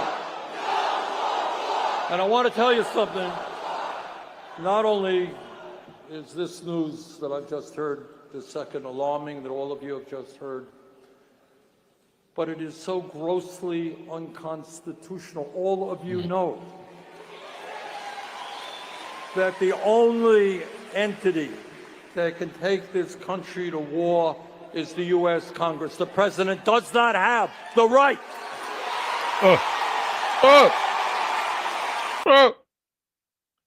That's Bernie Sanders. And Bernie. part of the reason is because it goes to their core identity of what the regime represents. And I'm sure they're afraid that if they actually agree to this thing, it could be the tipping point where the regime no longer, is no longer in power. We expect President Trump to address the nation in 10 minutes. I just got a new report in from Fox News's Trey Yingst. He put together this package. He catches us up on everything that's happened in recent hours. Here's Trey. Yeah, Brett, good evening. This has been the talk of Israel for the past several days as the country waited to see if the Americans would get directly involved in the conflict. And even up in the last few hours, I was talking with current and former sources, trying to get an understanding of when this might happen. And at 1:55 local time, one source said rumors, Trump gave the word, supposed to be happening now. We were working on tracking it down, and the president taking to Truth Social to say the Americans did indeed strike 3 separate Iranian nuclear facilities, including the Fordow nuclear facility deep underground outside of the Iranian capital of Tehran.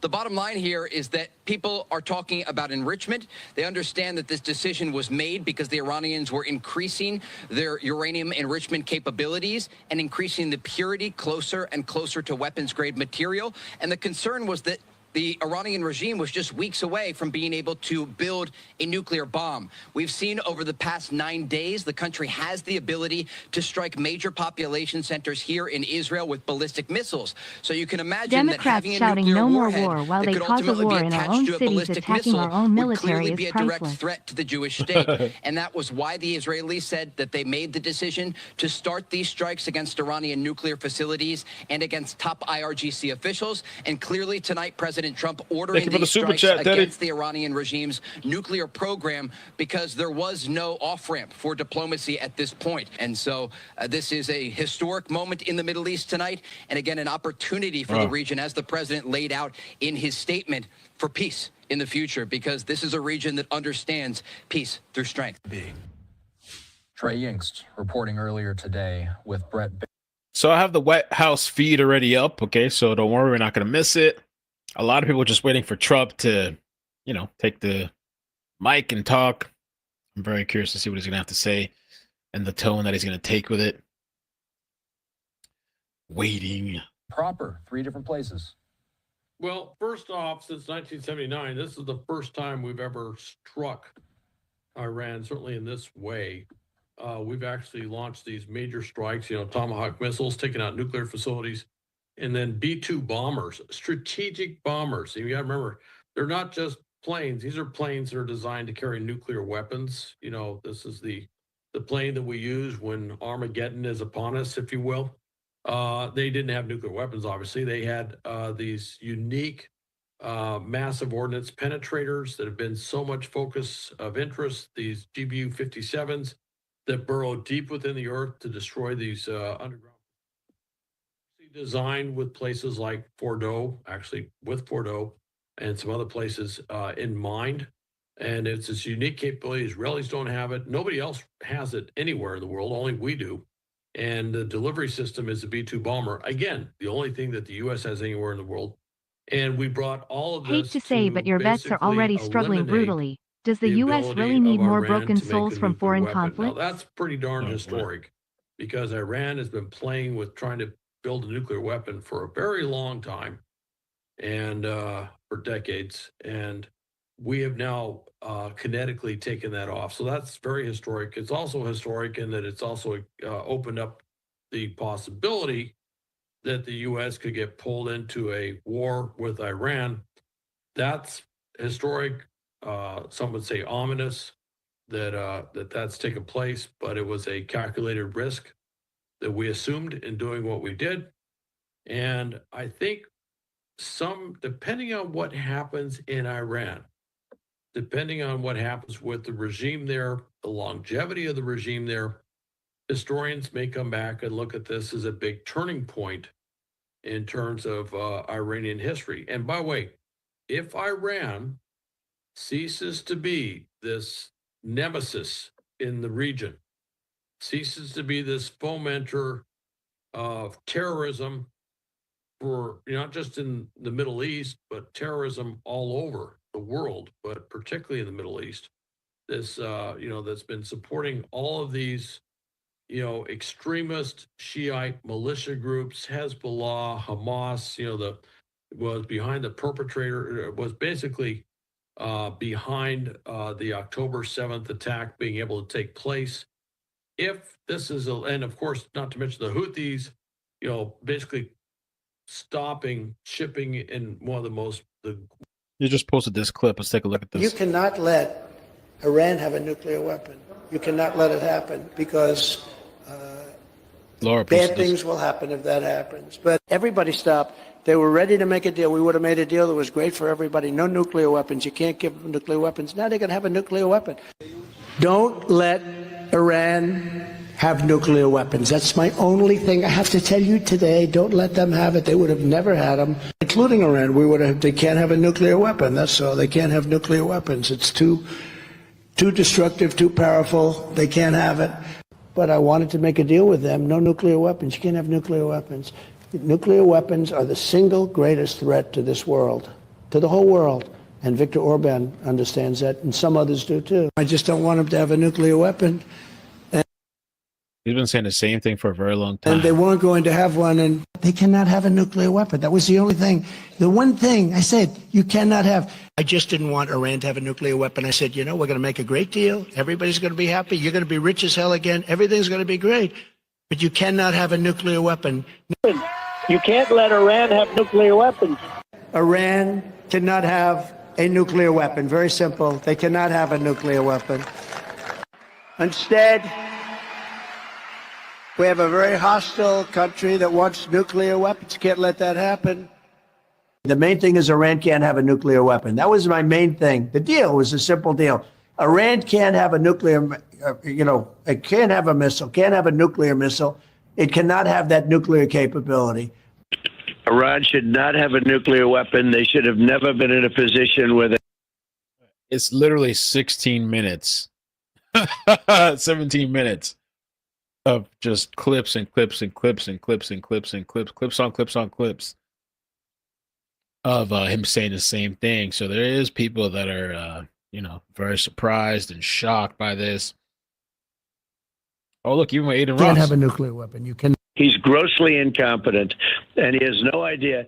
Iran should never be allowed to have a nuclear weapon, and Biden should never have allowed them to get this far. They can't have a nuclear weapon. It's very simple. They can't have a nuclear weapon. You cannot let Iran have a nuclear weapon with Iran. Iran can't have a nuclear weapon. It's very simple. We hope we're going to be friendly, but they can't have a nuclear weapon. They can't have a nuclear weapon. And we were all set to make sure that they don't have a nuclear weapon, because once they do, it's a whole different world. It's a whole different negotiation. I'm not looking to hurt them. I want them to be great. Let them be happy and good. But they can't have a nuclear weapon. And now they're very close to having one. And it's very dangerous for the world. Very dangerous for the world. I mean, the biggest problem today, in my opinion, biggest risk is the nuclear weapons, the weaponry. It's so powerful today. And I want them to be a strong country. I just don't want them to have a nuclear weapon. He's been saying this for years. It's very simple. Protect the USA and the world. About impacting No, you don't want nuclear facilities? You can't let them have a nuclear weapon. You have to understand, I didn't want much. All I wanted is you can never have a nuclear weapon. I didn't want much. I wanted Iran to be very successful. I just don't want them to have a nuclear weapon. Right. Because that's the real threat. The real threat isn't global warming. The real threat is nuclear warming. Okay? All I wanted was Iran can't have a nuclear weapon. I just wanted, that's all I wanted. Very simple. You can't have a nuclear weapon. I am sure that And some of I the would have been very $200 good to billion Iran. They had that was one thing, laundered no through nuclear Ukraine weapons. You made can't it to have their war nuclear weapons. efforts. Nuclear Democrats weapons are the crying greatest about war danger is to our country manipulative. going forward. I guess you get the drift, but yeah, it could go on and on and on and on and on and on. Out of power, and they've aimed everything at the West. They've been anti-Western the entire time. And so that's what that is. That's what that regime is all about. And so right now, all the things that are underlie that regime, all the things that underlie has now taken the thing they've always pointed at is like, we might be able to develop a nuclear weapon. We might be a member of the nuclear club. We might be, quote, invincible because we have nuclear capability. That's what they've kind of held out for a very long period of time. Well, in one fell swoop, we went in there and eliminated their capability to do that, as near as we can tell right now.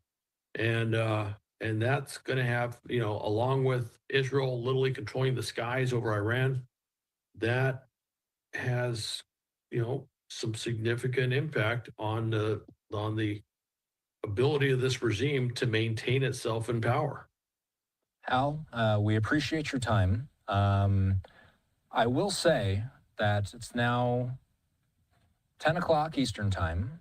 We anticipate that the president will step up to this podium any moment now. We don't know if he's going to come out any second now, any minute now, but I'm going to keep you on the line here, Hal, until we see President Trump walk out. Let's ask one more time, what Mr. exactly Trump are you going to be looking to hear from the president? This is going to be the first time we've heard him on camera since we heard about this. What we've heard from him on social media is that we have completed what he calls very successful attacks on 3 nuclear sites in Iran. That includes Fordow, Natanz, and Isfahan. Hal, it looks like President Trump, That's Trump. Vice President he's Vance, talking right. In the and others. Iranian regime, Fordow, Natanz, and Esfahan. Everybody heard those names for years as they built this horribly destructive enterprise. Our objective was the destruction of Iran's nuclear enrichment capacity and a stop to the nuclear threat posed by the world's #1 state sponsor of terror. Tonight, I can report to the world that the strikes were a spectacular This is the Democratic Party's fault success. as Biden ignored Iran Iran's for key 4 nuclear years. enrichment facilities have been completely and totally obliterated. Iran, the bully of the Middle East, must now make peace. If they do not, future attacks will be far greater and a lot easier. For 40 years, Iran has been saying death to America, death to Israel. They have been killing our people, blowing off their arms, blowing off their legs with roadside bombs. That was their specialty. We lost over 1,000 people, and hundreds of thousands throughout the Middle East and around the world have died as a direct result of their hate. In particular, so many were killed by their general, Qasem Soleimani. I decided a long time ago that I would not let this happen. It will not continue. I want to thank and congratulate Prime Minister Bibi Netanyahu. We worked as a team like perhaps no team has ever worked before. And we've gone a long way to erasing this horrible threat to Israel. I want to thank the Israeli military for the wonderful job they've done. And most importantly, I want to congratulate the great American patriots who flew those magnificent machines tonight, and all of the United States military on an operation the likes of which the world has not seen in many, many decades. Hopefully, we will no longer need their services in this capacity. I hope that's so. I also want to congratulate the chairman of the Joint Chiefs of Staff, General Dan Raisin-Kane, spectacular general, and all of the brilliant military minds involved in this attack. With all of that being said, this cannot continue. There will be either peace or there will be tragedy for Iran far greater than we have witnessed over the last 8 days. Remember, there are many targets left. Tonight's was the most difficult of them all, by far, and perhaps the most lethal. But if peace does not come quickly, we will go after those other targets with precision, speed, and skill. Most of them can be taken out in a matter of minutes.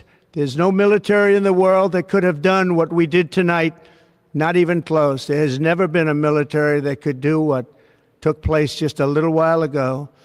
Tomorrow, General Kane, Secretary of Defense, Pete Hegseth will have a press conference at 8 a.m. at the Pentagon. And I want to just thank everybody, and in particular, God. I want to just say we love you, God, and we love our great military. Protect them. God bless the Middle East. God bless Israel. And God bless America. Thank you very much. Thank you. Questions? No questions? Ooh, I thought he was going to have more to say. That's it? What the? Because Trump could talk. I'm surprised that was it. Wow. What the? Okay. Wow. All right, there you have it.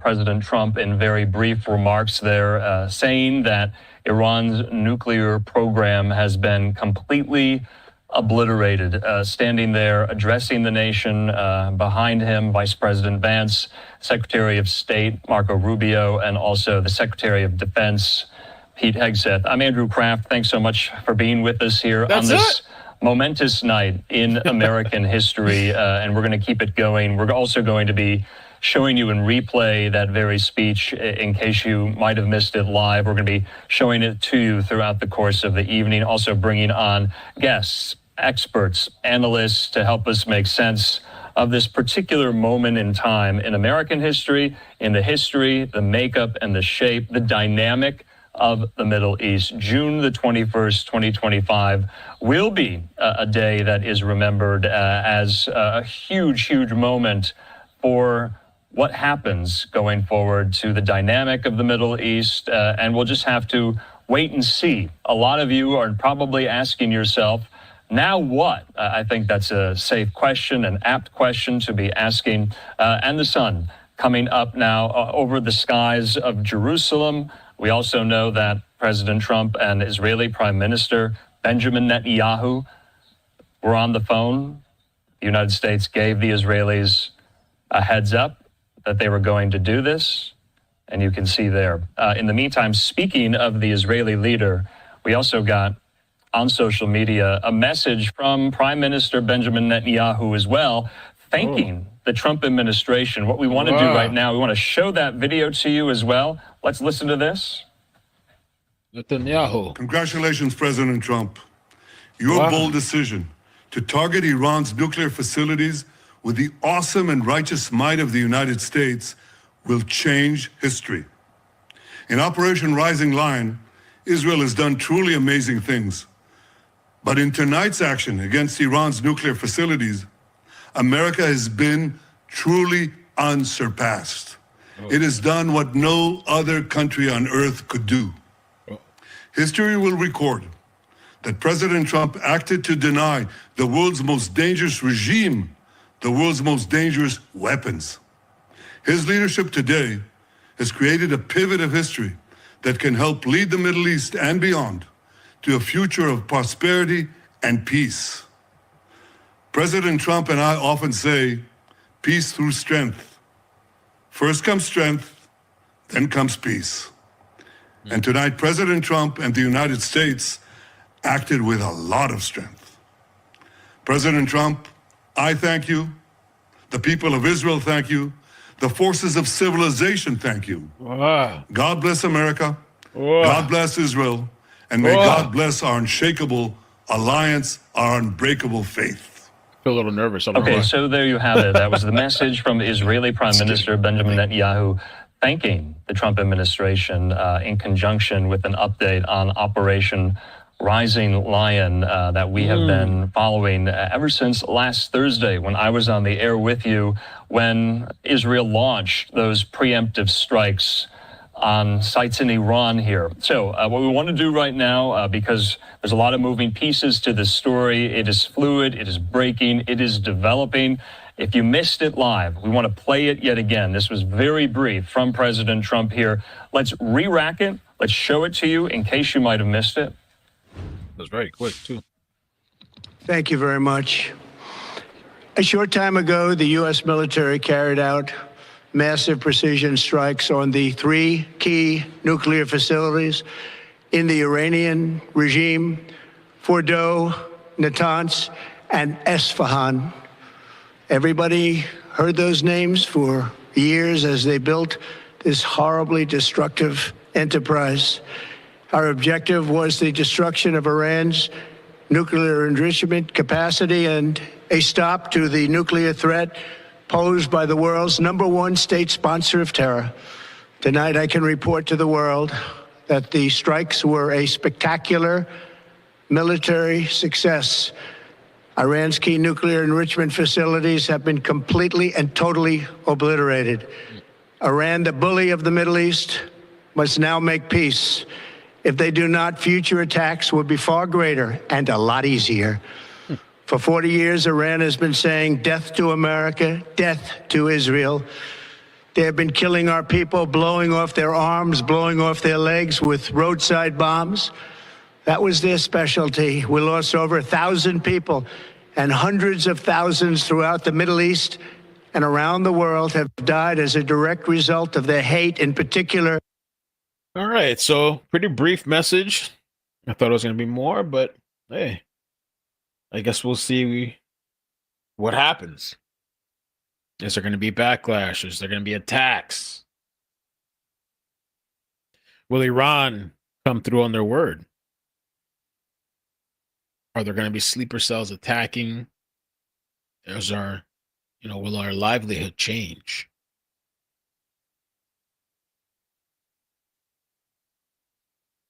That was a really quick address.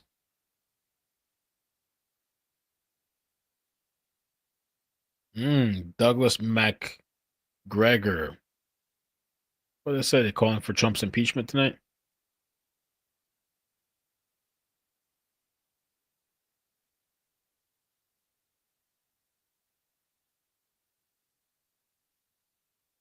Oh, Lord.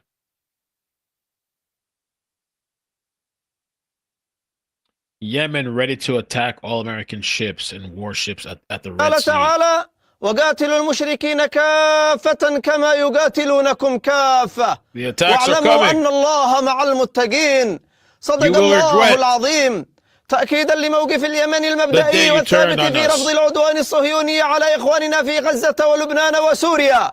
Shipping lanes will be closed. وأي بلد عربي أو إسلامي يتعرض للعدوان الصهيوني And if you dare cross them, كما جاء في بيانات سابقة we will blow you to إن smithereens. المعركة مع العدو الإسرائيلي المعتدي على إيران Israel, you will pay.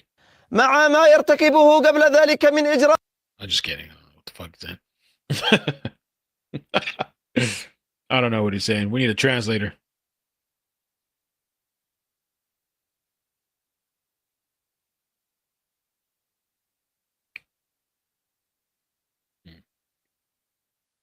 Yeah, they got this Trump talking on replay like 3 times already.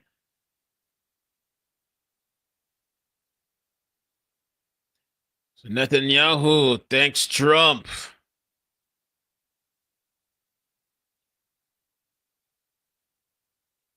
Might have missed it, saying that he and Netanyahu worked as a team, congratulating the Patriots who flew the bombers and the planes, congratulated the chairman of the Joint Chiefs of Staff, Raisin Kane, and says this could not continue, saying we needed peace, saying also there are many targets left, say he will go after other targets if deals are not reached. And so yet again, as he has done throughout the course of this entire story, leaving the door open yet again to diplomacy. We'll see if that's actionable or operative at all in the wake of this. In the meantime, though, I want to go out to Capitol Hill. We have a live picture there in Washington. It's a little bit after the 10 o'clock hour there in D.C. Chad Pergram reporting this, that it wasn't only the Israelis that got a heads up. A senior White House official saying the White House gave a courtesy heads up to congressional leadership. That's, of course, Senate Majority Leader John Thune. That's, of course, Speaker of the House Mike Johnson. And I would imagine the Democrats also in charge in the minority, Senate Minority Leader Chuck Schumer, and also House Minority Leader Hakeem Jeffries. Speaking of Hakeem Jeffries, he put out a statement saying that Donald Trump promised to bring peace to the Middle East. He's failed to deliver on that promise. The risk of war is now dramatically increased, and I pray for the safety of our troops in the region who have been put in harm's way. President Trump misled the country about his intentions, failed to seek congressional authorization for the use of military force, and risks American entanglement in a potentially disastrous war in the Middle East. Jeffries says, first, the Trump administration bears the heavy burden of explaining to the American people why. We got that already. All right, let me see if there's anything else. I just wanted to touch on that very big breaking news. Trump, I'm surprised he said very little. Normally he has so much to say. Breaking news, I guess we'll have to see what the ramifications are on it. Saturday night. Let's see what you guys are saying. Thank you guys so much for the super chats. Thanks for hanging out. What's the fallout? Let's see, Laura Luma live. Laura Luma.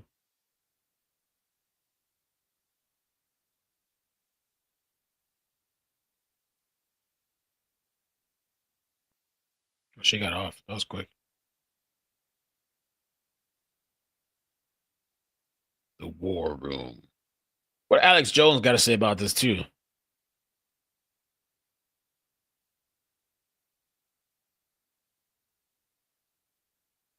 Oh, she didn't say anything. Oh, okay. All right, let's see. I know Alex is always on 24/7. Representative Alexandria Ocasio-Cortez is calling for the impeachment of Donald Trump. Alexandria Ocasio-Cortez. She says she's citing a pattern of dangerous, unconstitutional behavior, as well as serious concerns over his recent actions in the office. This will be the 60th time the impeachment has been called for Donald Trump. Some are saying, Brian Krasentine says, this is not what I expected from the launch of the World War III Trump flank. Some people are saying World War III is coming. They're worried.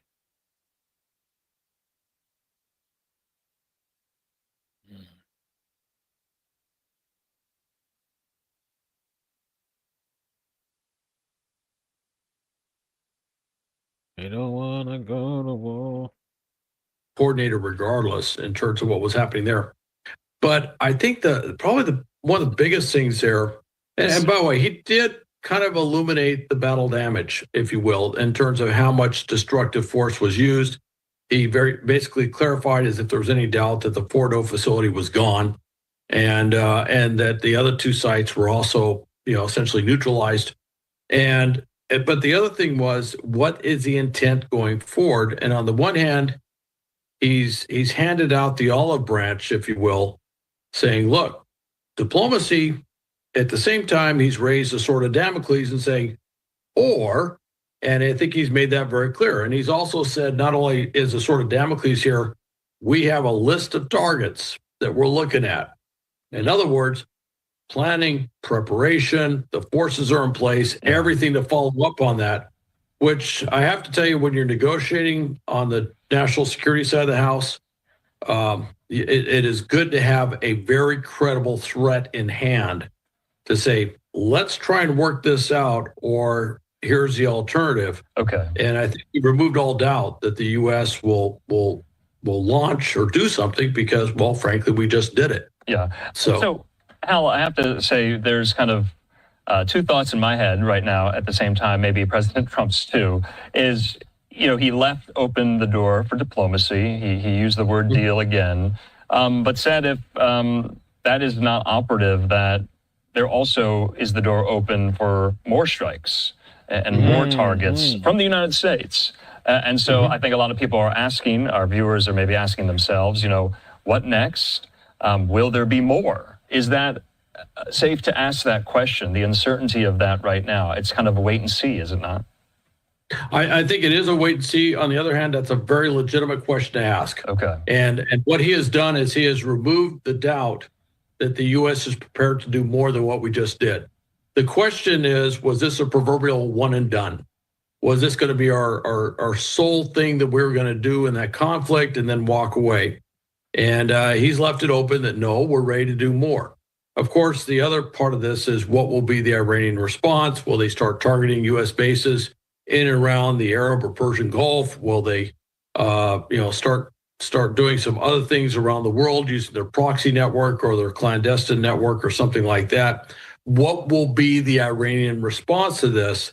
And of course, that will help drive what our follow-on actions would be to counter that response and to deal with the nation state of Iran. Yeah. So he's kind of left this wide open, but it's rather interesting. Build impeachment number 6,970. All right. Crazy. They're going to be pissed. Oh, wait till you see.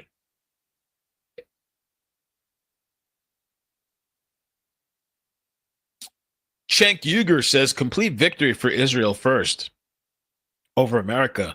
Here's what Trump said tonight. I want to thank and congratulate Prime Minister Bibi Netanyahu. We worked as a team together. Cenk is not happy. He also included God bless America near the end of his speech. You're not even hiding it. that we're doing this war on behalf of Israel.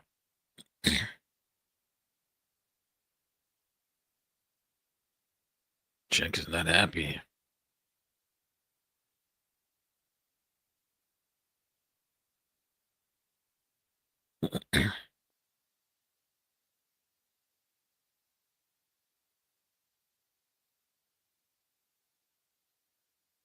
Oh no, Cenk. Cenky Cenk.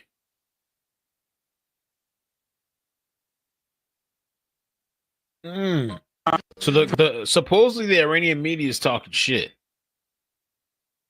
Supposedly they're talking. Breaking.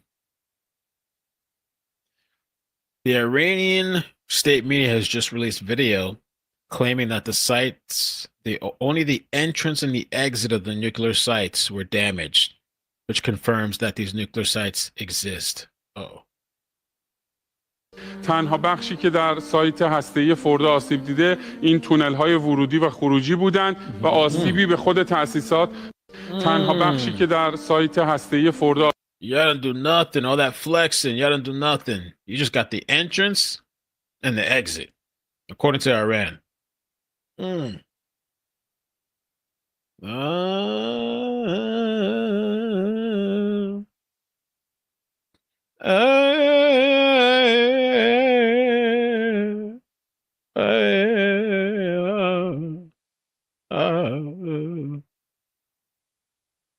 It's a really cool video. Check this video out. This is how the U.S. Army bunkers buster is supposed to work on Iran's nuclear site. At the moment, the penetrating bomb is dropped from the aircraft. It can rely on its powerful kinetic energy to continue drilling down in the direction of the sharp warhead, just like a nail being driven into wood, without detonating immediately. At the same time, because its casing is made of high-strength materials, it can protect the internal structure from damage during impact. In order to achieve precise strikes, the delay fuse at the back serves to delay detonation until the penetrating bomb reaches the set depth, at which point it will detonate the explosives according to specific instructions. This design not only destroys enemy underground factories or laboratories, but also minimizes excessive damage to surface targets.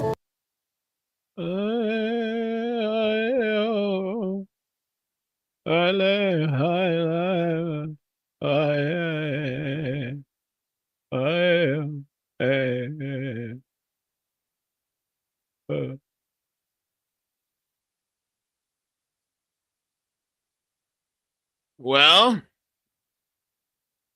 they were chanting death to America a long time ago, probably still to this day. Is this what you voted for, MAGA? Brian Krasentine says. Is this what you voted for?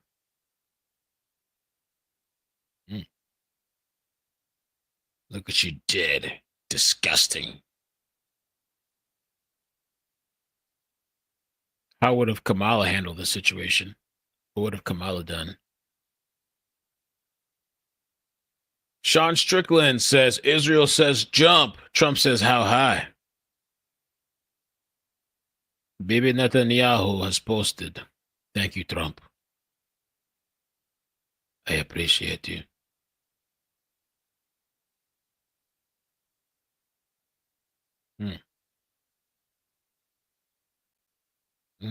R Finder says nuclear capabilities were wiped out. Also, there are many more targets awake yet. Oh, I guess that's it. Oh, this was earlier. They were saying pro-Palestine rioters have stormed Penn Station. This was crazy earlier today. I don't know how I missed this. How I didn't hear about this.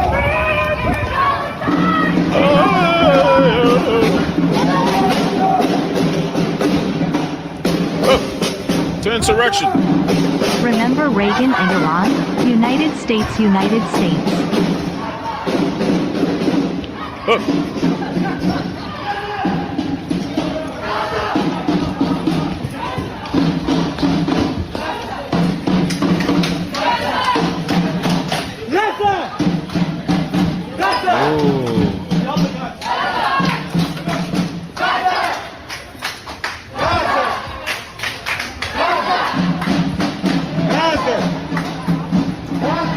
Aloha Snack Bar.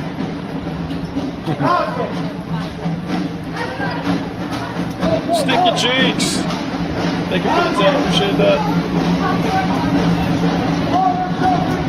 John Cracker, how you doing? Oh, no. You saw the Karen Reed stuff, didn't you?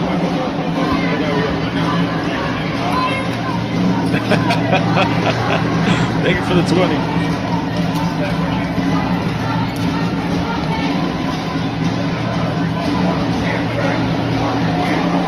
Waving hand medium light skin tone now. Thanks for making me smile with your lovely humming and the wackadayodle accent heart exclamation.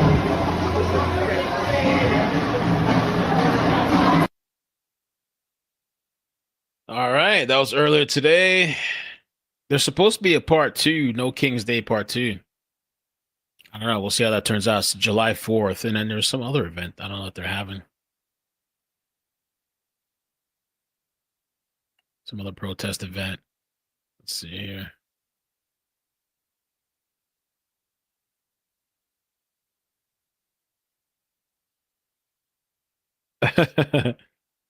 Israel liberals, after they just replaced their Palestinian flag with a Mexican flag, and now have to find an Islamic Iranian flag. You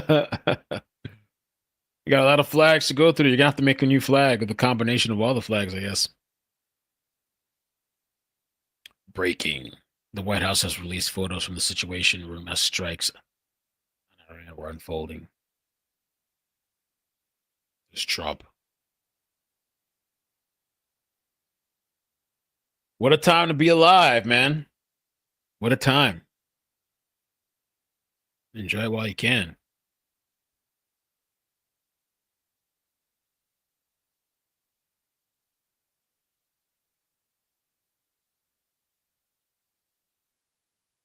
Enjoy while you can. I guess that's it for now, man. Thank you, guys. If something pops off, we'll be back. You know what I'm saying? We'll be back if something pops off tonight. I don't know if there's going to be some type of retaliatory attack. Trump said don't do it, or else. I haven't seen any video of the bombing yet. It's all been like fake videos and stuff. People have been posting. AI replacement technology. Bunker bombs.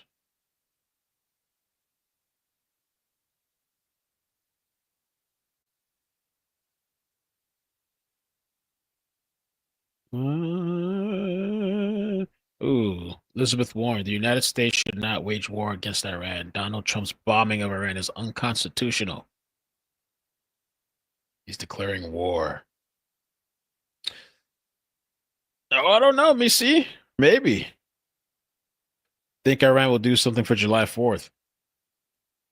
I don't know if those sleeper cells are going to wake up or they're going to plan some type of attack. I don't think Iran has the juice, man. They don't got the juice. They just talk. All right, guys. Take care. I will catch you later. Love you guys. Love you guys.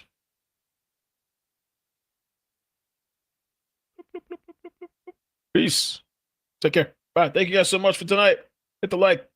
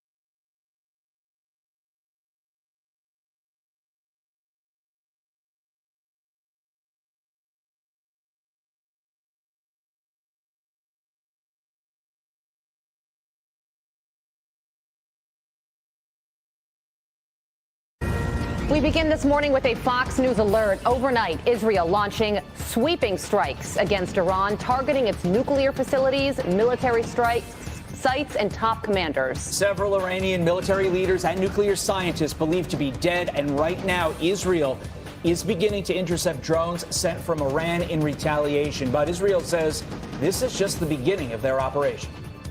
Israel will never allow those who call for our annihilation to develop the means to achieve that goal. Tonight, Israel backs those words with action. You are watching a special 4 a.m. edition of Fox and Friends First on this Friday morning. I'm Carly Shimkin. And I'm Todd Pyro. Alex Hogan, live in Israel, joins us now with the very latest. Alex. Hi, Carly and Todd. Israel says that it has identified as many as 100 drones launched by Iran heading toward Israeli airspace. And Israel says that it has started to at least attempt to shoot down some of those drones over Syrian airspace, as Jordan is attempting to take down some of the drones that are above its airspace. At the same time, we just got this new alert from Israel's home command urging people that they do not need to stay as close to shelters as they had been in the previous hours, indicating that Israel and the Israeli Defense Force believe at this point that they will be able to take out the incoming threat as we await what could be these waves of drones sent over anytime this hour. All of this follows what happened earlier this morning when Israel says it targeted the heart of Iran's nuclear capabilities in an operation it calls Rising Lion. The Jewish state refuses to be a victim of a nuclear holocaust perpetrated by the Iranian regime. I've made it clear time and again, Israel will never allow those who call for our annihilation to develop the means to achieve that goal. When someone comes to kill you, rise and act first. This is exactly what Israel has done today. We have risen like lions to defend ourselves. Israel says it used more than 200 fighter jets to hit over 100 targets across Iran. In Iran, multiple explosions were heard near the Natanz nuclear power facility. There are reports this morning that that center has been completely destroyed, although the International Atomic Energy Agency says that there has been no increase in the radiation levels at that facility. Fires broke out across Iran. Iranian state media today say that 3 military commanders in the Iranian regime were killed. 6 nuclear scientists were also killed. And Washington quickly responding. U.S. Secretary of State Marco Rubio saying, quote, "We are not involved in strikes against Iran, and our top priority is protecting American forces in the region." And President Trump also telling our Brett Baier, quote, "Iran cannot have a nuclear bomb, and we are hoping to get back to the negotiation table. We will see. There are several people in leadership that will not be coming back." It was around 3 a.m. this morning when sirens blared across Israel, waking up millions of people, telling them to get into shelters as quickly as possible.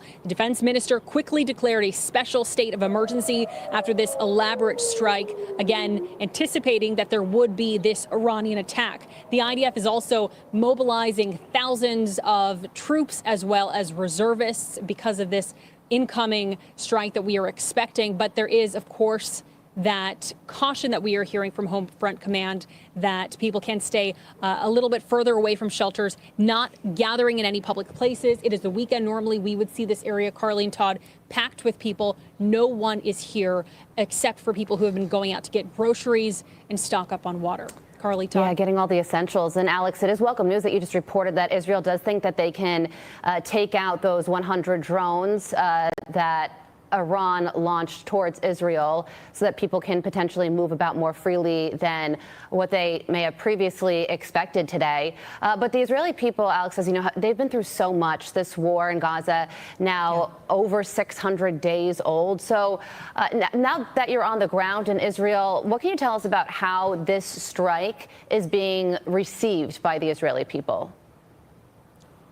Well, this came as quite a shock. Of course, people who have lived here, people who are from here, they are used to going to the shelters. They are used to hearing the sounds of sirens, getting those alerts that we receive on our phones, telling us exactly what is happening. And who is launching a strike, whether that is coming from Hamas, if it was Hezbollah previously before the ceasefire up in the north, or the Houthis in Yemen. When people went to the shelters this morning, it wasn't until later that they received the notification from the government that this was in fact in anticipation of an Iranian response after their preemptive strike. So there is a level of exhaustion that people are feeling after being at war for so long and now seeing something potentially escalate. There's also the feeling at the same time among Israelis that they believe that this needed to happen to prevent Iran from developing their nuclear capabilities even further. Of course, this also comes at the same time as we were expecting to see more negotiations take place. Of course, those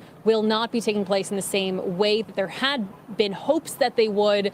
Diplomatically, of course, we expect to see more conversations to try to bring people back to the negotiation table and bring down the temperature here in the Middle East. Carly Todd. Israel wouldn't have attacked if they didn't feel like the time is now, and that is why we are seeing the events unfolding as we did overnight.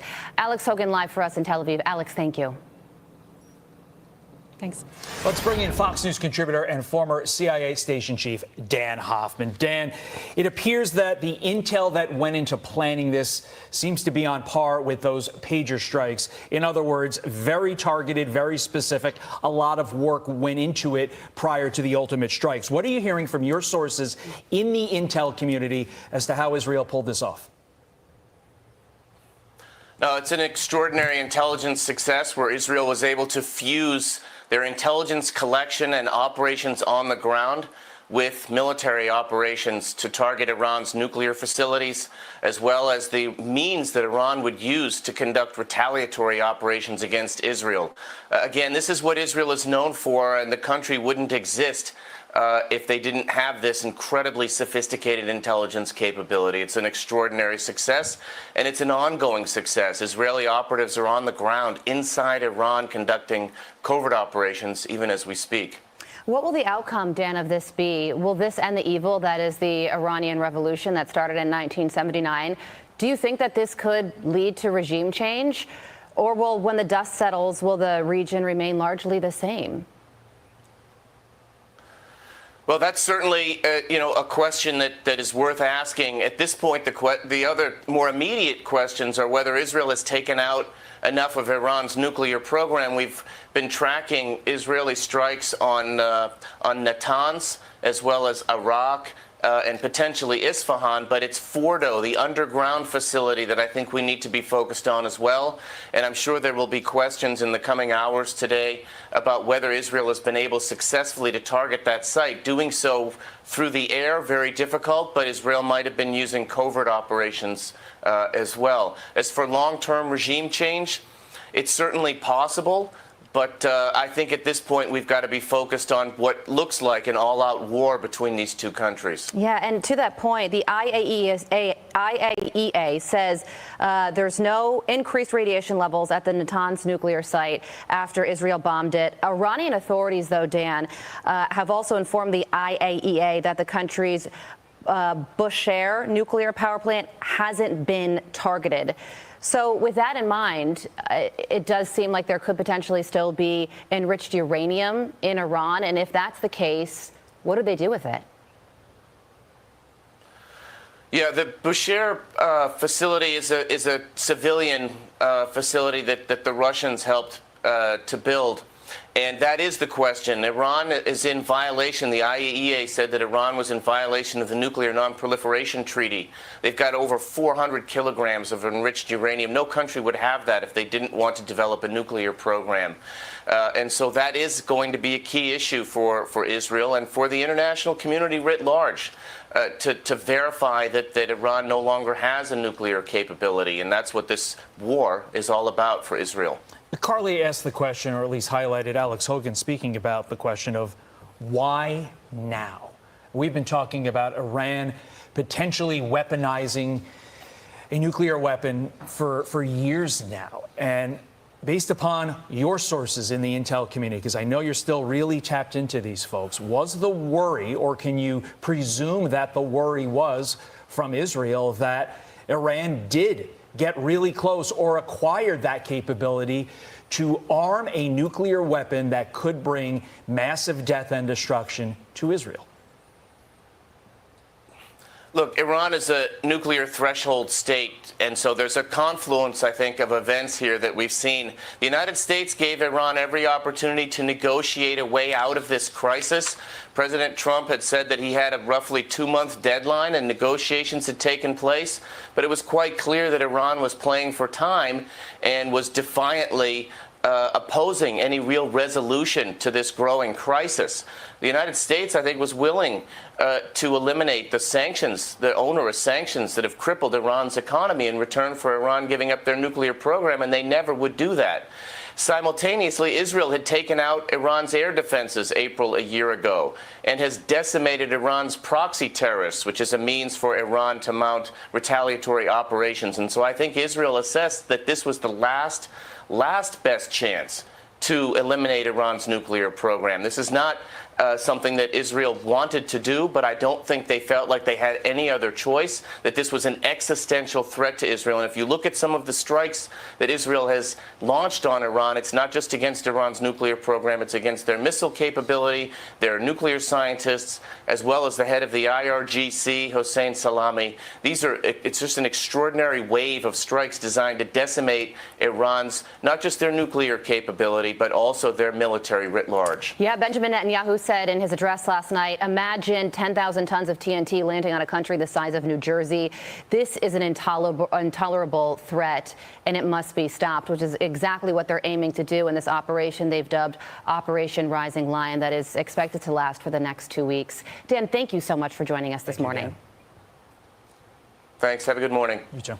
All right, let's bring in Chief Editor for the Middle East Forum, Jim Hansen. Jim, good morning to you. What is your assessment of the success of this Israeli strike? It's amazing from my perspective. I don't see how you can look at the amount of damage they've done, the decapitation strikes to their military, taking out a lot of the air defenses so they can do follow-on missions, and apparently no losses of aircraft or anything on their side. It's a long way from a finished game, but this is one heck of a start for Israel to take out the most dangerous enemy in that region. Jim, is the Ayatollah next on the target list to really facilitate regime change? I think he has always been on the target list, and I'm sure they went at him last night, and I don't know that he's been seen. So I'm sure if he's alive, he's hiding, he may be dead, and he may be a follow-on target. I think what Israel needs to look at right now is how much damage they've done, and they'll get a good look at that during the daylight hours now, pick their next targets, and go ahead and ensure that whatever Iran does, it remains asymmetric. Iran's not an expeditionary military, so they can attack via what's left of their proxies after Iran took out, or Israel took out most of them. But there's not a lot they can do as far as rolling tanks or anything like that. It'll be terrorist attacks, missile strikes, and drones. Yeah, the Supreme Leader promising a harsh punishment for the attack. But again, we don't know if that came from a proxy or somebody else writing that. Yeah, and I was wondering, Jim, we've seen a lot of, over the past few years, protests inside Iran, people inside Iran who also want regime change. So how do you think the Iranian people right now are viewing this strike that took out some military sites and military commanders as well? The Iranian people do not like their leadership. The amount of support is less than 20 to 25% for the regime. The rest of the Iranian people understand that the Islamic Republic, the Ayatollahs, have left them behind the rest of the free world. So they wouldn't mind at all to have a change in government. Now, can they get that together based on this and in the chaos that comes? That's possible, and I hope it does happen. I hope that they do change their government. The other thing that could happen is a succession battle. The supreme leader, if he's alive, is very old and feeble. He's going to die. There's already jockeying for position among the people who think they want to succeed him. If they start scrapping and the Iranian people get their game together, we all might be better off with anyone but them in charge in that country. I'm glad you opened the door to jockeying a position because, yes, they may be happening with regard to the ultimate leader of Iran, but it's also potential for happening with who's in charge of the IRGC because, as we've reported, Salami, who replaced Qasem Soleimani, was killed last night. So, one, is there a name that you are looking for to step up and take that position? But a follow-on question is, who wants that position at this point, knowing that the Israelis just wiped out basically the top four? Who wants to step up and take that position next? Yeah, you look at Hezbollah's leadership chart with all those X's over the people who were running that operation. They're all dead. It's like the joke used to be that you don't want to be the number 2 guy for al-Qaeda in Iraq because we kept killing him. I don't know that anybody wants it. And we heard that there was a strike on a meeting of IRGC leadership. So we don't even know who's left, which would be phenomenal. The more of them who are dead, the less capable the rest will be. And the response from Iran will be, because of that, more splintered and less dangerous. So we're nowhere near out of the woods. This is just the opening salvo in what will be a couple weeks of battle. But it's not going to be a war. It's not going to be a ground war. It's not going to be a forever war or any of those things. And at this point, the U.S. is not involved. And I think Israel is handling its business quite well. Yeah, I mean, it is really brilliant on the part of the Israelis, if you think about it, Jim, because they didn't just target the nuclear sites or the missiles. It also seems like they pre-planned this, took out the people who would have the power to call for retaliation in an orderly manner. So clear chaos inside Iran, and we're going to wait to see what that retaliation looks like. Do you think that this is the most significant move, Jim, that Israel has made since October 7th? By far. This was always the existential threat, because this was not just a threat to Israel, as some people like to pretend. Having an apocalyptic death cult like the Islamic Republic Ayatollahs in control of nuclear weapons was intolerable for the free world. So they could have hit Israel, they could have hit us, they could have just basically any nuclear detonation anywhere throws the world into chaos. So yes, Israel has done the world a favor. We're a safer place right now, even with the chaos and the danger that's going to come because of this, just by having slowed this down. And they're not going to be able to rebuild it, because as soon as they start rebuilding, Israel will have more bombs and will take them out again if they have to. Yeah, Prime Minister Benjamin Netanyahu yesterday said, remember, Iran calls Israel the small Satan. It calls America the great Satan, which was a very good reminder on the part of the Prime Minister. Jim Hansen live for us this morning. Thank you so much. Thanks, Jim. Good to be with you. I'm Steve Doocy. I'm Brian Kilmeade. And I'm Ainsley Earhart. And click here to subscribe to the Fox News YouTube page to catch our hottest interviews and most compelling analysis. Now, just hours before Israel strikes on Iran, US President Donald Trump, on his Truth social media platform, said, "We remain committed to a diplomatic resolution to the Iran nuclear issue. My entire administration has been directed to negotiate with Iran." Trump continued, they could be a great country, but they first must completely give up hopes of obtaining a nuclear weapon. He ended, "Thank you for your attention to this matter." That was the President of the United States, then Alan Fisher, who joins us live from Washington, D.C. So the president there speaking on Truth Social. Is that the very latest that we have from Washington then? Well, that was a few hours ago. That was several hours when perhaps Donald Trump was aware that the Israelis were going to launch an attack. But as we've heard from a number of officials, the U.S. Was not involved and was not assisting in the attack. Donald Trump still believes that there is room for negotiation. Of course, that seems highly unlikely now, given what has happened over the last couple of hours in Tehran. Steve Witkoff, who is, of course, his negotiator with the Iranians, was planning to be in Oman on Sunday for the 6th round of talks. But as I pointed out earlier, 61 days ago, Donald Trump warned the Iranians that they had to come to the table within 60 days and discuss their nuclear program unless they could face military action. And now, 61 days later, that military action has taken place. The United States, through Marco Rubio, the Secretary of State, did say that they knew that the Israelis were going to take this action, or were informed that the Israelis were taking this action. As far as they were concerned, it was an action in self-defense. He did not say that they welcomed the operation. He did not say that they supported the operation. He just commented on the fact that it actually happened. Donald Trump has been keen to try and bring peace to various places in the world, but it hasn't worked incredibly well. You'll remember that, of course, during the election, he said that he could have a peace deal in Ukraine within 24 hours. That now seems to be further away than ever. He said he would bring a solution to the ongoing fighting in Gaza, the ongoing Israeli operation in Gaza, and would bring a ceasefire. That hasn't happened. And of course, he was very keen that there could be some sort of new Iranian nuclear deal. And that seems further away than ever. Donald Trump perhaps finding that it's easier to make promises about these things than actually deal with the real politic and deliver. It'll be interesting to see what happens at a cabinet meeting that is now planned for Friday morning. Donald Trump will meet with his main national security advisors on what happens next.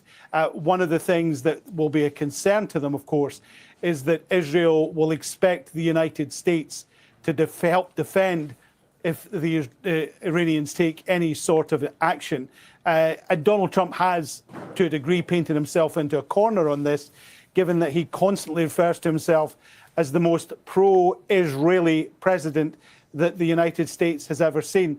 But what is interesting on social media, there are certainly people warning Donald Trump not to get involved in a war that many people see this as Israel's war. And certainly we've heard in the last hour from the senior ranking Democrat on the Armed Forces Committee, who said that this was an alarming decision by the Israelis. It was a reckless escalation and threatens the lives, threatens innocent lives and stability in the Middle East. So he doesn't have blanket support. And so it'll be interesting to see what his next move is, particularly given that Benjamin Netanyahu essentially tied the US to the Israeli action by thanking him so profusely during his short statement. OK, let's move from Washington, D.C. to Tehran now. I want to bring back in Hamid Reza Gholamzadeh, who is director of Diplo House, a think tank focused on foreign policy. And thank you very much for staying with us. Just latest reports then coming into us that 2 leading nuclear scientists could have been killed in these attacks. What are you hearing then? You are joining us from Tehran, and what has the reaction been there? So far, we have confirmed reports of martyrdom of IRGC commander, General Salami, and also the 2 scientists, Mr. Tehran and Shirin Abbasi. As far as we can say, they were not very active in nuclear activities. Mr. Tehran was head of a university, and Shirin Abbasi was not in the nuclear program anymore. And we cannot say they were, let's say, we can call it active nuclear scientists who were involved actively in the nuclear program. But this do, though, then, Hamid, to the talks that were planned for this weekend coming. What does this do for the diplomacy that was meant to take place between Iran and the US in terms of securing a deal on Iran's future nuclear policy? Does that mean that those talks are now in jeopardy, in your view?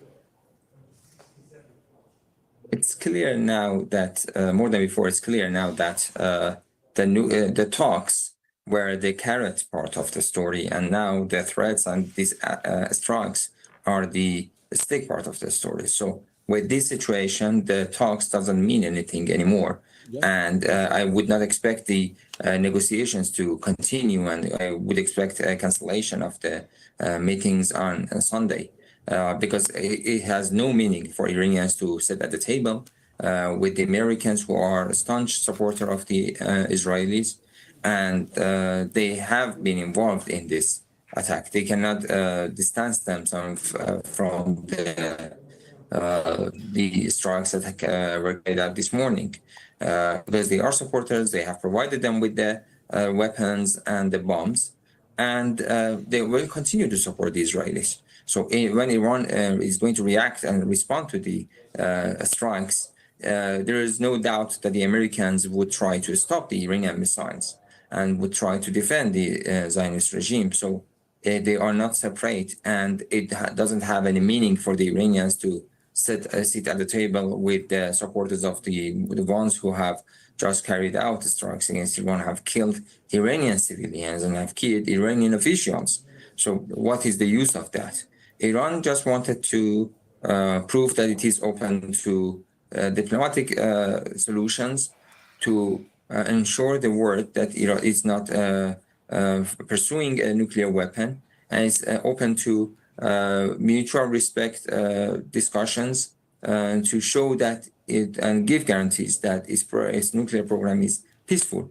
When the other side does not want to do such a thing, there is no meaning into sitting at the table and discussing with the Americans about guarantees and about making the nuclear activities transparent to the whole world. So Iran needs to actually step back and to cancel the negotiations and stop the nuclear deals with the discussions with the Americans. And actually, with considering the recent resolution of the Board of Governors of the IAEA, Iran might actually consider other steps, further steps as well, to quit NPT and to completely make its nuclear program something that would be not transparent to the whole world. Hamid, do stay with us. I just want to bring back in our correspondent here in the studio with us, Ali Hashem.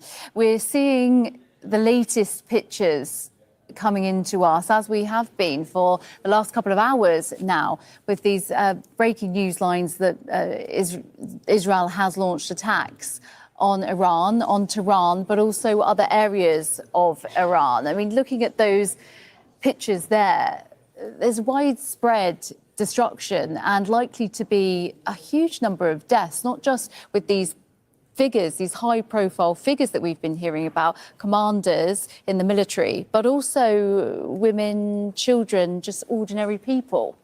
Well, this is an act of war. And actually, as it's now clear, the Iranians are currently in a situation where they are deciding what's going to be the next step. Of course, what's obvious is that a next step is going to be retaliation. Now, what's the scope of this retaliation?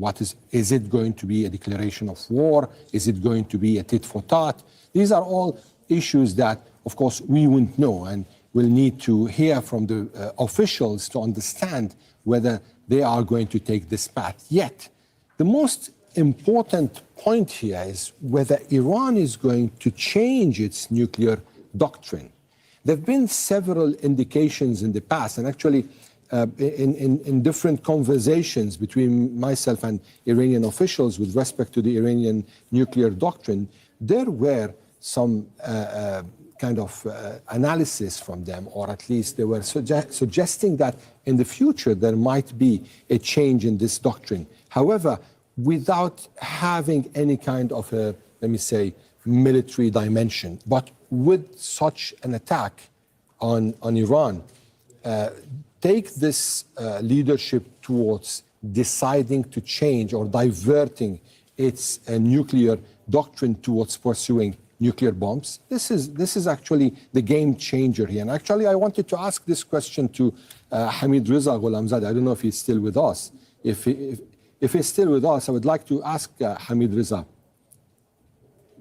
Yeah, Hamid Reza, Ali Hashem here.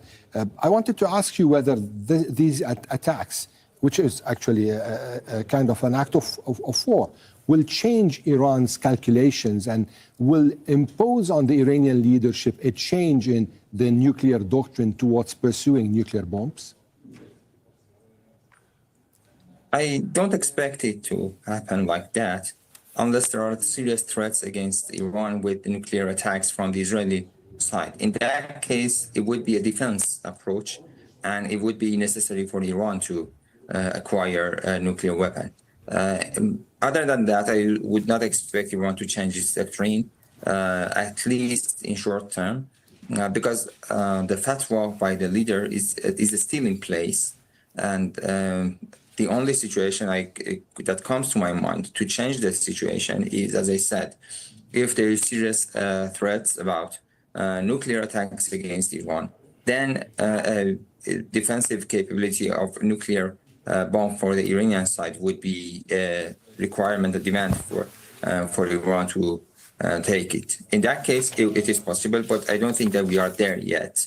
The first change that I would expect, as I just mentioned, is that the Iranians would stop their cooperation with IAEA. Maybe gradually. First of all, they're not going to be that cooperative that they used to be, especially after JCPOA. They might leave NPT and other protocols and such things. So in that case, it would be the first response from the Iranian side, technically, about the current situation that we are in. Okay, let us turn now to Tauhid Asadi, who joins us from Tehran. Tauhid, I just want to ask you about reports coming into us that Iranian TV saying that nuclear sites and nuclear figures have been targeted in these attacks. What more can you tell us on that front? Well, let me just give you a picture of what happened so far. We know that at around 3:30 local time in the morning, there were reports coming out about the different explosions being heard in the capital of the country. 6 of them were initially reported, but right now the footages are coming showing that there are more, not only limited to the capital of the country here in Tehran, but also across the country in different cities. There are very important lines about this unprecedented strikes that Israelis conducted against Iran, and there is going to be further consequences down the road, obviously. But from what I can say, so far we know that residential areas as well as military headquarters have been under attack after this strikes by the Israelis. The source, the means of which is not clear, whether it's airstrike or any other type like missile or anything else. There is no confirmed report on that, but it's still, we know that several people have been killed, including civilians. The footages showing, let's say, the bodies of women and children taken out from one of the scenes of this strike. But the breaking news here is that it was reported and later confirmed that the commander of IRGC, the chief commander of IRGC, Hossein Salami, has been assassinated alongside with another, let's say, top commander of IRGC, which was assassinated in these strikes. And also we've got 2 at least nuclear scientist Feridun Abbasi, who was the former head of Iran's nuclear energy organization, assassinated in this strike, as well as Dr. Tehranchi, another nuclear scientist who is the head of Islamic Azad University, right, who was actually the head of Islamic Azad University. And speaking of other targets, in addition to, let's say, different civilian places in different parts of the city, including Chitkar, including Abbasi Square, including Kamraniya neighborhood, and Marzdaran. From these neighbors inside the capital, we are seeing footages of pictures showing attacks on different buildings, and the extent of this strike is very massive. And there are different types, it seems. For example, in one of these scenes, I saw that just one particular floor of a building has been hit, showing the targeted and precise nature of these attacks. Also, in other cases, we see massive explosions damaging the nearby buildings in the city, and also a research center, the detail of which is not known yet, is reported to be attacked. And also a skyscraper in Tehran is reported to be attacked. And in terms of other facilities, we know, or at least we have confirmed and unconfirmed reports on other military and nuclear sites across the country being hit, most important of which I can refer to Natanz nuclear facility, which is critically important when it comes to the enrichment program of the country. But still, reports are coming that the sound of explosion has been heard from different cities and provinces across the country, including Ilam, Hamadan, Khorramabad, Tabriz, Maraghe, Piranshah, and other cities. There are reports coming that the voice and, let's say, sound of explosion have been heard. Air defense system of the country is said to be activated and under 100% preparation. Also, reports are coming that there is a possibility for a next wave of attacks, and Iran is getting ready for that. And last but not the least, the reports are coming that now the air, there is no flight across the air of the country, and what we see is that all flights have been canceled. Previously, the Imam Khomeini Airport, the main international airport of the capital, announced that it's going to suspend all its flights until further notice. And also, we've got the same statement coming from the Mehrabad, the local, airport in the capital, saying the same thing, but it's still in a broader context. Right now, you don't see any airplane on the air of the country. That's what we have for now, but the story is developing, and we are waiting for further details coming out. Okay, and Iran also saying that, according to the Reuters news agency, that it is planning to give a harsh response to this Israeli series of attacks. Let's go now to Noor O'Day, who joins us from Amman. So Iran saying that they are planning a harsh response. Israel then in a state of emergency, and they are presumably bracing themselves for an Iranian retaliation. What more are you hearing from where you are? Well, we know that the senior Israeli officials have been taken to a secure location. That has already happened over an hour ago. There is a plan in place, and the chips are falling in place. Hospitals have been instructed to discharge all patients who can go home or to other facilities, care facilities in the country, and to vacate as many beds as possible. All doctors in the Israeli military have been called to active duty. The occupied West Bank has now been declared under lockdown, a measure that the Israeli army would take to better control the territory and to free up those reserve soldiers. The heightened state of alert is comprehensive. There are no schools. There will be no business as usual in Israel. That's according to the commands of the Israeli Home Front to the Israeli public. They've been instructed to stay close to safe areas, to those shelters that are in place in Israeli cities, and to follow instructions as the need arises. But there will be no workflow. The economy will not be going on as normal, and it is really up to the Israeli military how life can proceed in the coming hours and days. The Israeli news outlets and the Israeli military radio says that they anticipate a powerful response from Iran in the coming hours. At the same time, they're also really talking and boasting about these attacks, which continue. One source of the Mossad told the Israeli military radio that the list of those targeted for assassination is quite long and unprecedented. Some reporters, military reporters, have likened it to doing in 10 minutes in Iran what Israel did in 10 days to Hezbollah's leadership ranks, in essentially trying to eliminate all of those ranks in that first wave of military strikes on Iran that began almost 2 hours ago. We still wait for confirmation on who exactly among the targets is confirmed to have been killed. But certainly the attack, which according to Israeli sources was sanctioned on Monday, was done in a very comprehensive manner. It was quite well planned, and it also involved, in addition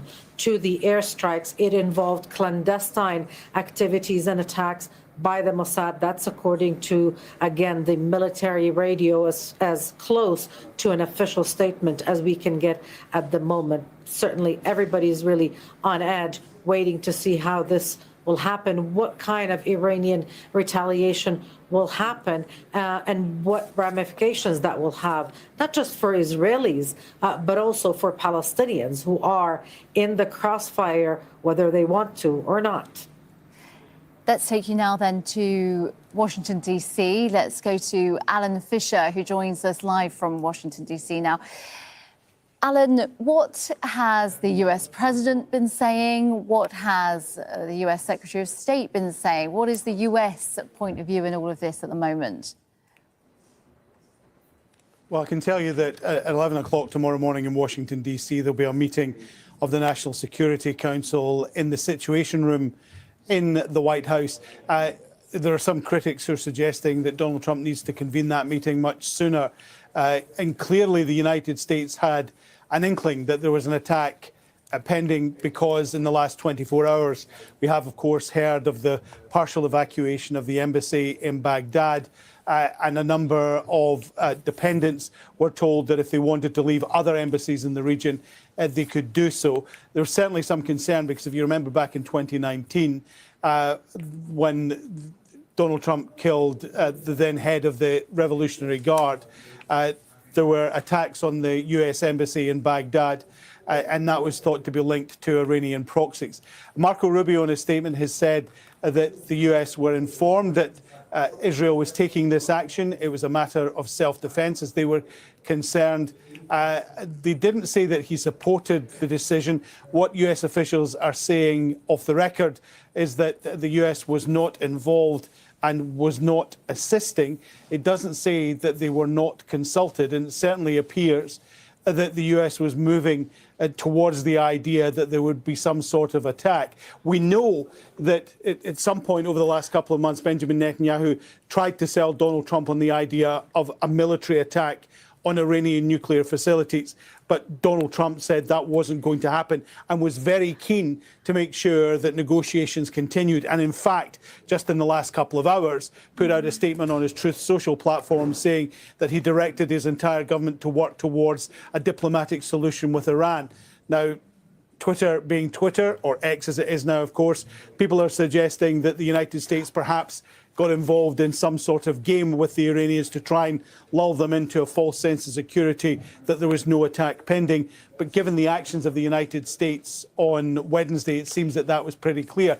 What is also interesting, a couple of things. One, we were told by Tulsi Gabbard on March the 26th that in her view, Iran was not moving towards building a nuclear weapon. She, of course, is the Director of National Intelligence in the United States. And over the last couple of months, we've seen Donald Trump move Iran hawks out of his orbit, including Mike Waltz, who was his first national security advisor, people who were very keen on launching some sort of military action against Iran, and they have moved out. Now, obviously, the suggestion is that Benjamin Netanyahu may well have seen that, worried that he might not get US support, and decided to cash in on the fact that Donald Trump has sold himself on the idea that he is the most pro-Israeli president in history, and so took this action, and just assuming that if Iran does take any sort of response to what has happened, then the United States will stand by them. But there's many people on right and left of the American political spectrum are saying that the United States cannot, should not, must not get involved in a battle that is really Israel's to fight, and the US should let them continue. People suggesting even that I was speaking to one expert who said that this is indeed a preemptive strike by the Israelis. Benjamin Netanyahu has preemptively finished the discussions that Donald Trump was having with the Iranians about their nuclear weapon program. Okay, Alan Fisher in Washington, D.C., thank you very much. Well, in the past couple of hours, Israel has struck a number of sites in Iran. If you are just joining us, this is the breaking news we've been bringing you for the last couple of hours now. Israeli Prime Minister Benjamin Netanyahu says Tehran's enrichment and weaponization programs and one of the nation's top nuclear scientists were among infrastructure and the people targeted. There are reports that a number of Iranian commanders have also been killed. Israel declared an emergency situation across the country after the strikes. The US Secretary of State Marco Rubio warned against any retaliation by Iran on US positions in the Middle East. Rubio said the US was not involved in the attack, and he said Israel advised the US that they believed the strikes were necessary for their self-defense. Security sources in Iran say Tehran is planning a harsh response. Well, Al Jazeera's correspondent Ali Hashem joins us here in the studio. I just want to focus in, Ali, now. We've been hearing all kinds of reports about the military commanders that could have been targeted and killed in these attacks, and also these nuclear scientists. But what do we know about the numbers of people who have been killed? Clearly, there are civilians who have been killed here from the pictures that viewers are seeing on their screens now. Are there any official lines on how many people are dead and injured at the moment? Well, we know of casualties. Till the moment, there is no clear toll, but it's a big number. The focus right now is on the scope of this attack.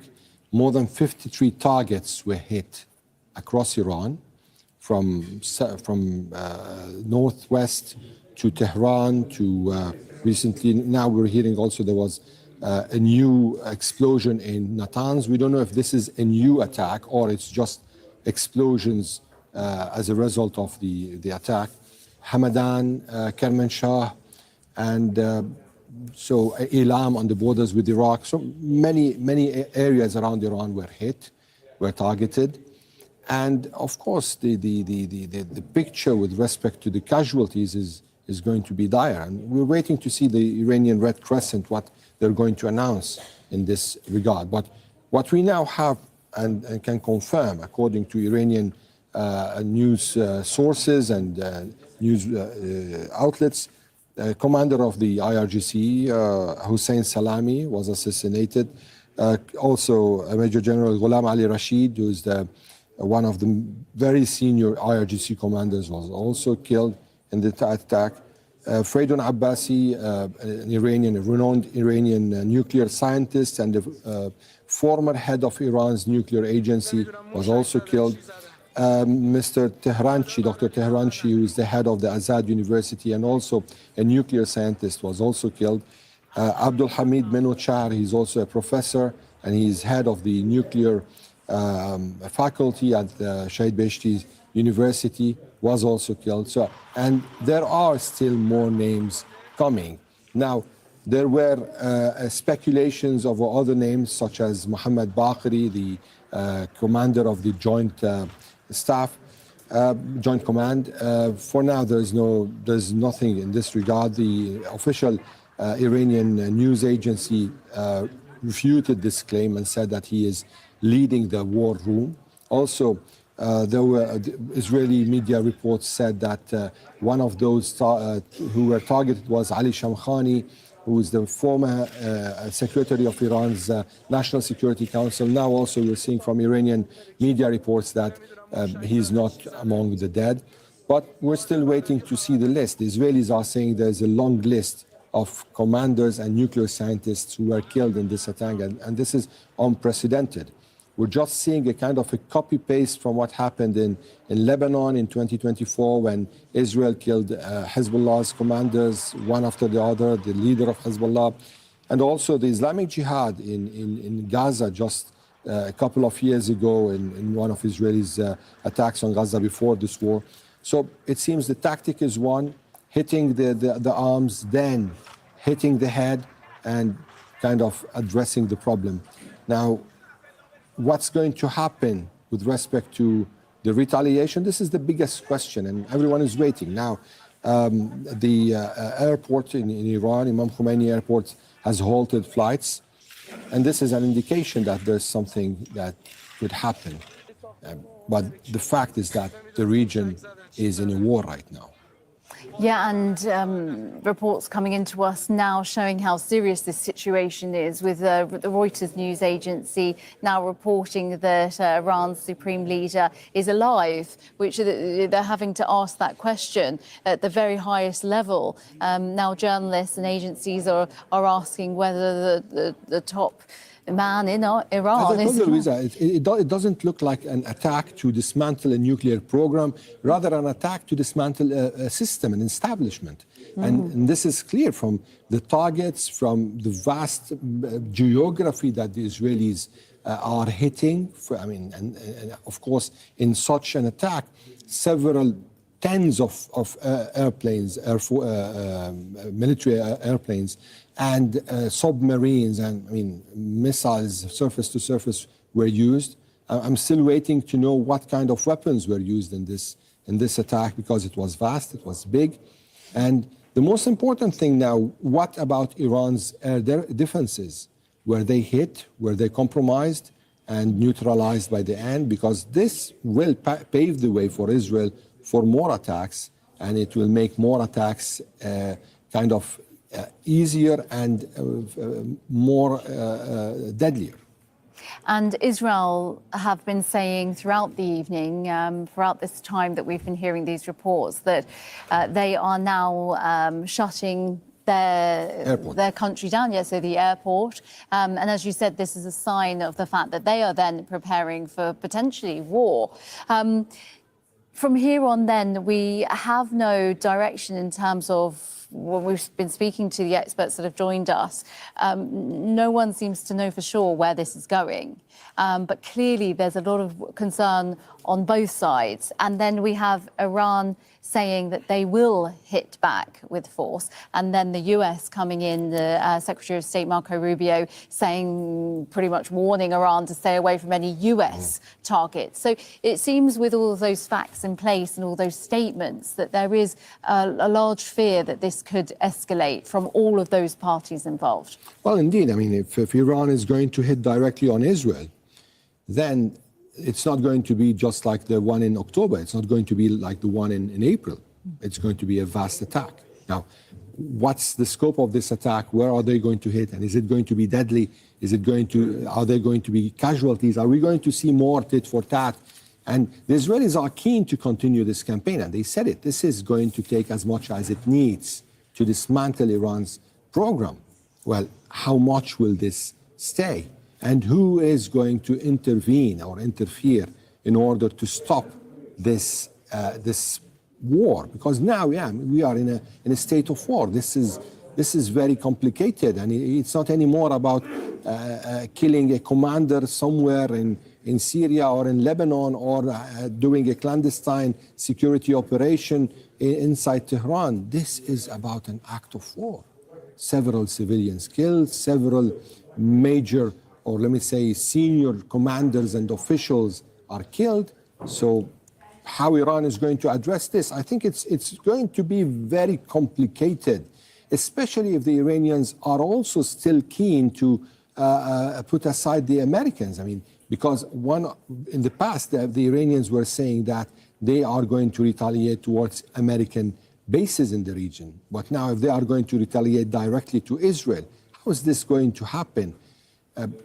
The third and most important thing, and we've been discussing this, what about the nuclear doctrine? Will it stay the same? Will it change? Because the Iranians are going to limit their coordination or cooperation with the international agency, the International Nuclear Agency. So this would mean the program will go into a situation of ambiguity, and there will be a cloud surrounding the nuclear program. Now, whether this nuclear program is going to be completely destroyed, this is also a big question, because it's a very complicated network of facilities. And we are actually speculating. It's been just like a couple of hours, 3 hours since this has started, but it just turned the whole region upside down. Absolutely, yeah, turned the whole region upside down. Let's turn to Noor O'Day, who joins us from Amman now. And Noor, I'm just wondering what the very latest is from what you're hearing. I've just got a line that I just wanted to bring viewers, that Israel saying that, according to the Reuters news agency, reporting that Israel saying they fully coordinated with Washington on Iran. That word coordinated, very particularly used there. I'm just wondering, Noor, what you're hearing from where you are in Amman.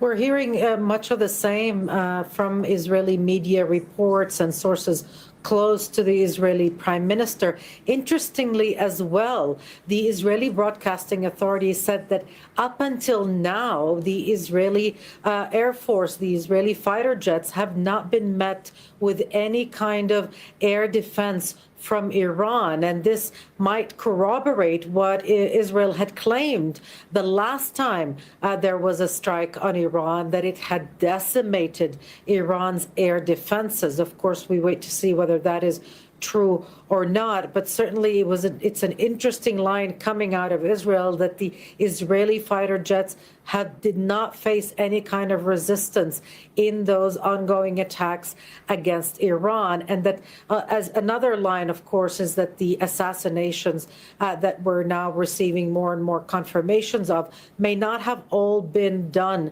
through airstrikes, because the Mossad, Israel's spy agency, has also confirmed that it carried out several clandestine attacks on Iranian territory as those airstrikes began. The Israeli side is very keen to paint Israeli-American cooperation and coordination. There is no other country in the world, perhaps, that has the kind of close relationship Israel has with the United States. We heard that from the Israeli Prime Minister in his statement, which was in English, talking about this attack being in Israel's interest, but also in that of the United States, talking about the friendship and the mutual interest, even using the term civilized world against one of the world's most dangerous countries or governments. And so that is the narrative,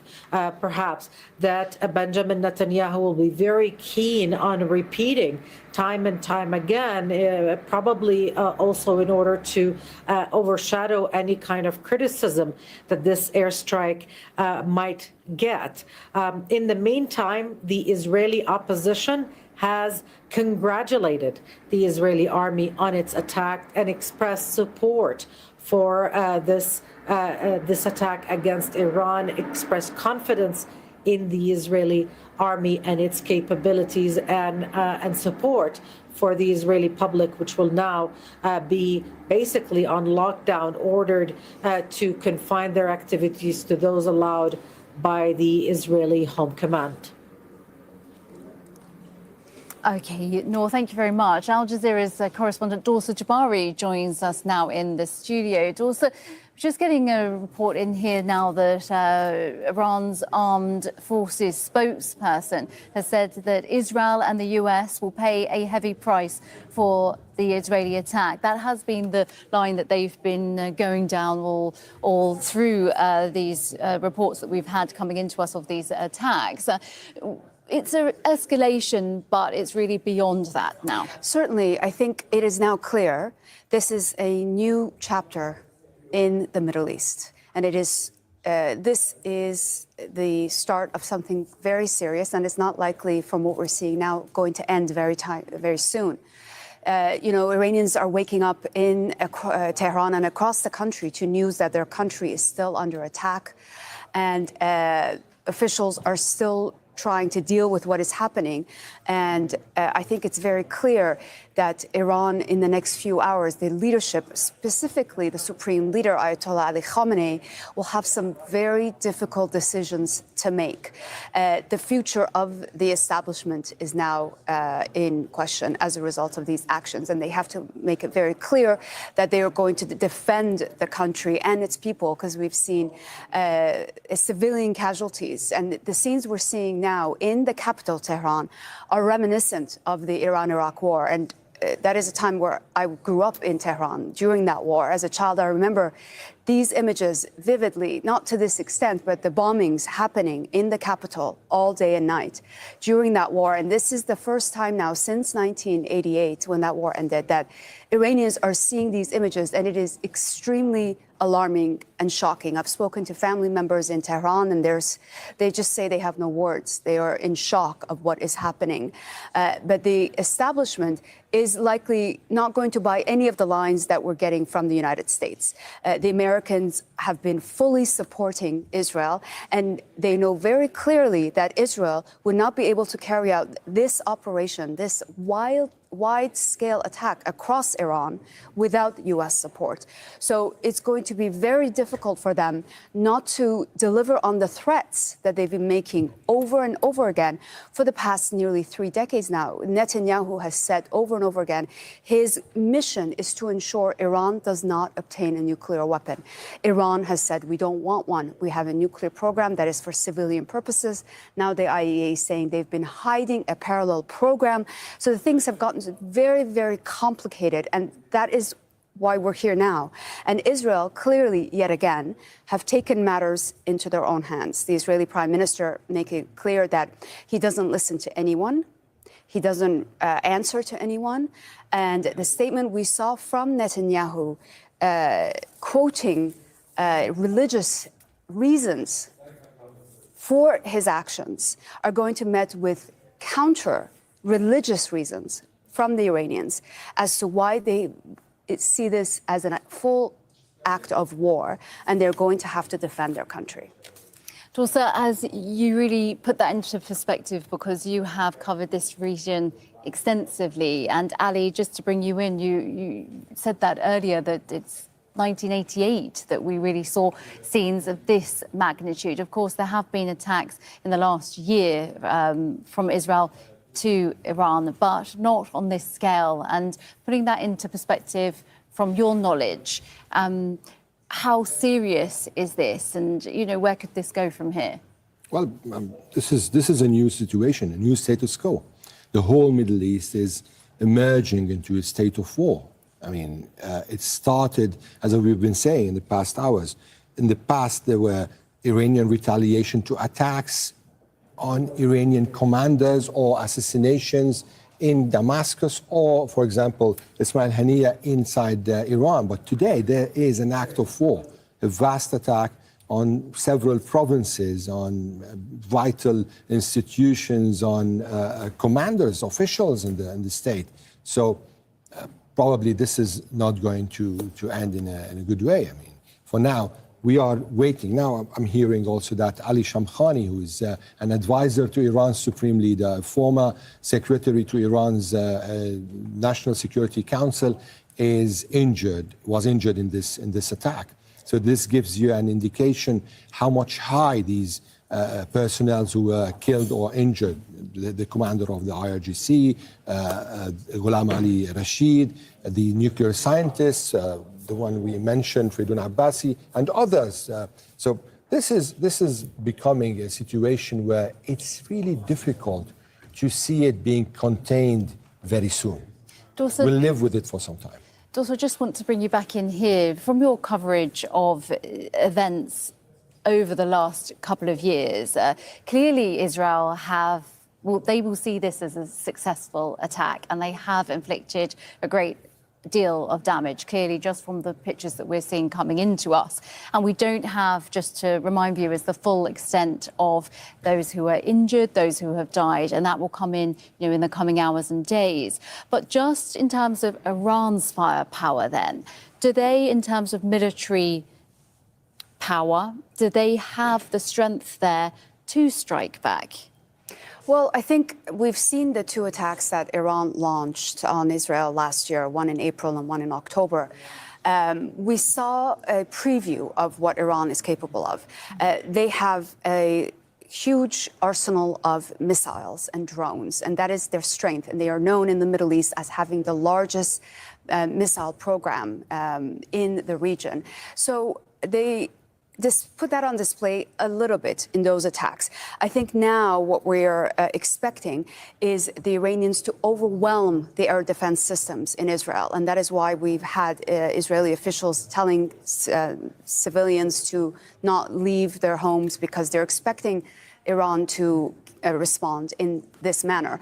That is one of the things we're expecting. I think we have to remember Iran has been under international sanctions for many, many years. Their military program, their missile program.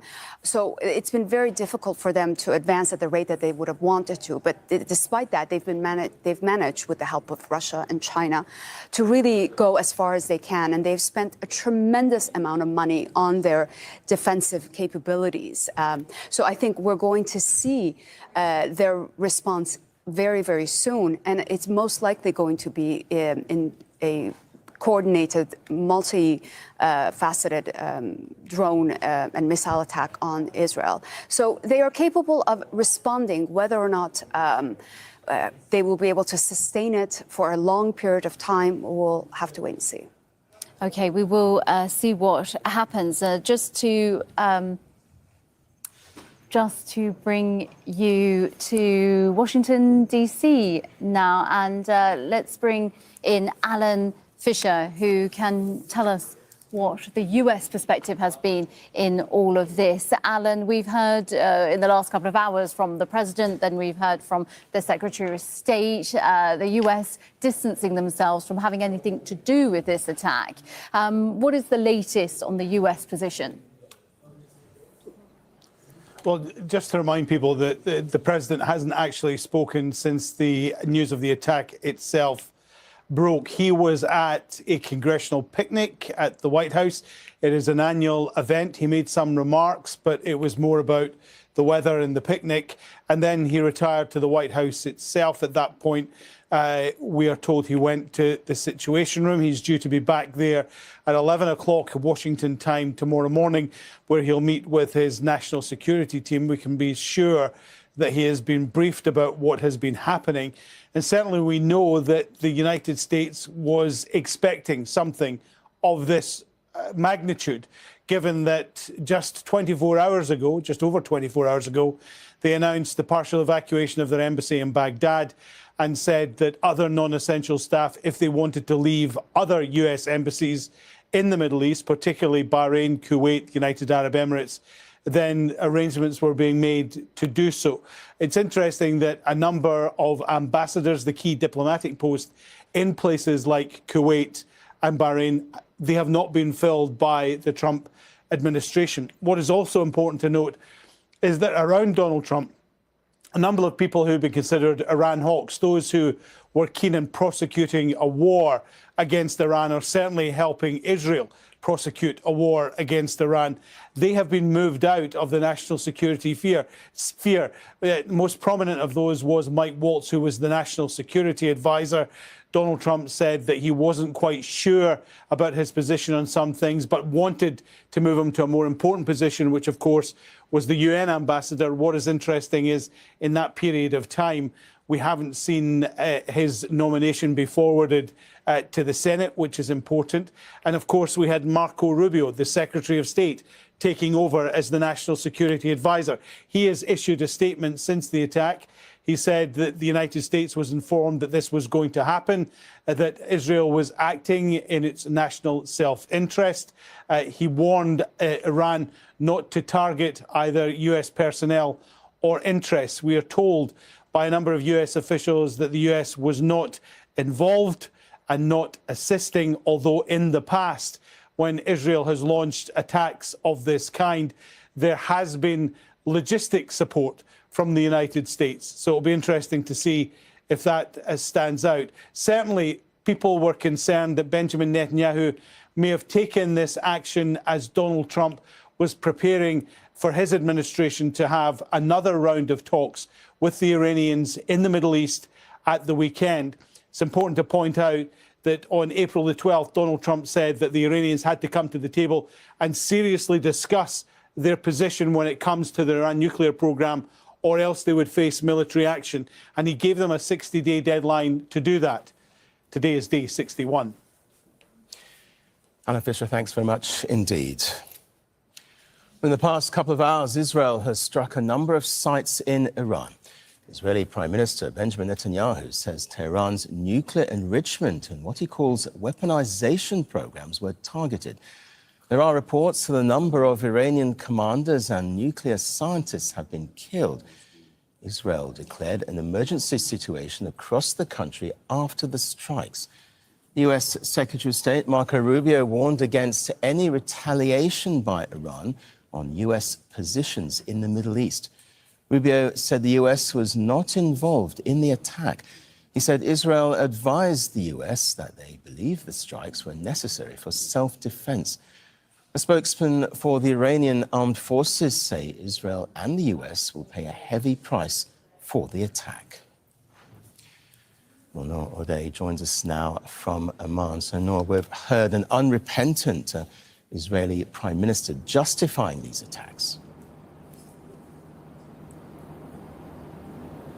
We certainly have the Israeli Prime Minister addressing the world, really, in English, saying that this was an attack that Israel had the right to do. He called it a preemptive attack. He said it was in the interest of protecting Israel, but also of the United States. Benjamin Netanyahu very keen on trying to paint a picture, a narrative of Israeli-U.S. coordination. That line, of course, being also repeated on Israeli news outlets, that there was coordination, no participation, but certainly that the U.S. and Israel did not stand apart on this. The Israeli media in the past few minutes reporting a fourth wave of airstrikes across Iran. The list of assassinated officials, academics, and nuclear scientists, according to Mossad sources speaking to the Israeli army radio,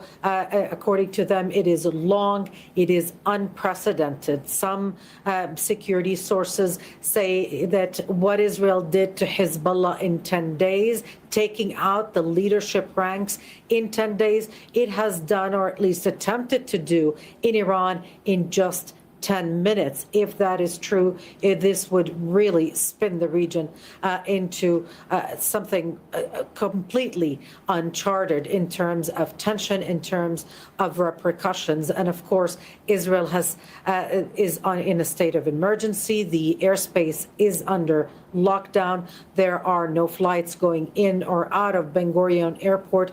All normal daily activity in Israel has been canceled in accordance with the instructions of the Israeli Home Command, and Israelis have been instructed to stay close to safe areas. Those areas, of course, being the shelters that Israel has in various cities and communities. Of course, Israeli Palestinian citizens have long complained that they are short on those protection mechanisms, and so they are lacking, if you will, in those protections. Palestinians in the occupied West Bank are under lockdown, no shelters there for them. Okay, well, Al Jazeera's correspondent Dorsa Jabari joins us here now in the studio. Dorsa, you've covered this region extensively, but what will the mood be like in Tehran now, waking up to this? I think shock, fear, and disbelief. I've been speaking to members of my own family who are in Tehran, and they are still trying to process things that have happened over the past few hours. I think this is something that people had always had as a thought that it could happen in the back of their minds as Iranians. 47 years since the revolution of 1979, and the Iranians have been anti-Israel since then. So this threat of Israel has been looming over Iran for decades. And this past year, we saw 2 attacks, exchanges between the two sides that broke this psychological barrier that existed between Iran and Israel, that this kind of military action against one another was never going to happen. Those operations, those attacks, limited as they were contained to specific targets in Iran and in Israel. So the general population didn't really suffer as a result of it. They didn't experience it the same way that we're seeing the images now in Iran. This, though, is the full-on version of what Israel has been promising, Netanyahu's dream for 3 decades, to ensure that Iran does not have a nuclear weapon, something the Iranians have said they are not interested in, they don't want. So we have seen these images now, and what people are experiencing waking up in Tehran now on a Friday, it's a holiday, public holiday, is going to be very, very traumatizing. It's going to be very, very difficult for people to process what is happening and the scale of it as well. And as we understand it, it is ongoing. It hasn't ended, the operation, as Israel has said. So the last time Iranians saw these images in the capital and other cities was during the Iran-Iraq war. And I remember as a child growing up in Tehran, the capital would come under attack on a daily basis. So those memories linger with that generation. The new generation, however, has never witnessed anything like this. And so it's going to be very much a shock. And we're seeing civilian casualties already as a result of this attack. So it's going to be very difficult for Iranians to come to terms with this finally happening inside their country. And of course, the question they will have is, what will the officials do to respond? And just want to tell you that we've heard from the Iranian Supreme Leader, Ayatollah Ali Khamenei. He has issued a statement paying condolences to what he says are martyrs, the nuclear scientists and officials from the military. And he's also warned Israel that there will be a bitter and painful fate that is awaiting Israel. Okay, well, Al Jazeera correspondent Ali Hashim is also with us here in the studio. Ali. The vast strike, as audacious and devastating as it was complex. A remorseless Israeli assault on more than 100 Iranian targets, a blitz on the heart of their nuclear program. Senior soldiers and scientists assassinated, but perished with them, say Iranian media. Their civilian neighbors too. An operation that could ripple through the entire region and shape its near future. Israel will never allow those who call for our annihilation to develop the means to achieve that goal. Tonight, Israel backs those words with action. We struck at the heart of Iran's nuclear enrichment program. We struck at the heart of Iran's nuclear weaponization program. 140 miles south of Tehran, and hours after the initial bombing raids, another strike on the Natanz nuclear facility, Iran's main uranium enrichment site. This was an operation a decade in the design, involving more than 200 Israeli jets and, according to Israeli briefings, incursions behind enemy lines, building a drone base inside Iran, smuggling in precision weapons and commandos, all of them unleashed at around 4 a.m. this morning. The IDF acted quickly and surprised Iran. This is part of the reason that no surface-to-surface missiles have been fired at Israel so far. But we are monitoring Iran, preparing for a response from Iran, knowing that they are preparing to attack. The dawn aftermath revealed far wider attacks than those last year. This building where we live blew up. I don't know if they hit it with a missile or what. I don't know what happened to the neighbours. But bombed-out buildings belie the true strategic cost to the Iranian regime. Among those killed, Hossein Salami, Commander-in-Chief of the Revolutionary Guard, Mohammad Bagheri, Chief of Staff of Iran's armed forces, and 6 of the nation's most senior nuclear scientists. A humiliation not even the fiercest of words could mask. The Iranian nation and its officials will not remain silent in the face of this crime. The Islamic Republic of Iran's legitimate and powerful response will make the enemy regret its foolish actions. Sirens over the skies of Amman in Jordan sounded the start of Iran's short-lived reprisals. 100 drones were launched, but all were intercepted and none landed on Israeli soil. The rising threat level, though, enough to ground all planes at Tel Aviv airport and close all airspace above the nation. Shoppers queued in the early hours for supplies, and by midday, streets that should be reverberating with revelers for Tel Aviv pride echoed with silence. This attack, a long-held wish by Israel, forced upon them, they say, by Iranian action. Israel uncovered clear evidence that the Iranian regime was planning a surprise attack in coordination with their proxies. They had planned to invade from all sides, with thousands of terrorists and thousands of projectiles.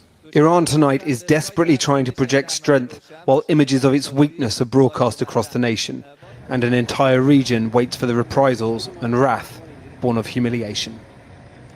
Well, let's take a closer look at where Israel's initial onslaught hit. The Israel Defense Forces released this map showing some of the targets hit, including nuclear and missile sites, military commanders, and nuclear scientists. Many are concentrated in and around Tehran and Tabriz province. Mossad agents are even reported to have built a drone base near Tehran and smuggled weapons systems and precision missiles into Iran to take out its air defenses. Among the targets was Iran's main uranium enrichment facility at Natanz, which the IDF says was partially destroyed. The UN's nuclear watchdog said there was no increase in radiation levels, citing the Iranian authorities. It also said Iran's other enrichment site at Fordo had not been hit. Buried deep under a mountain,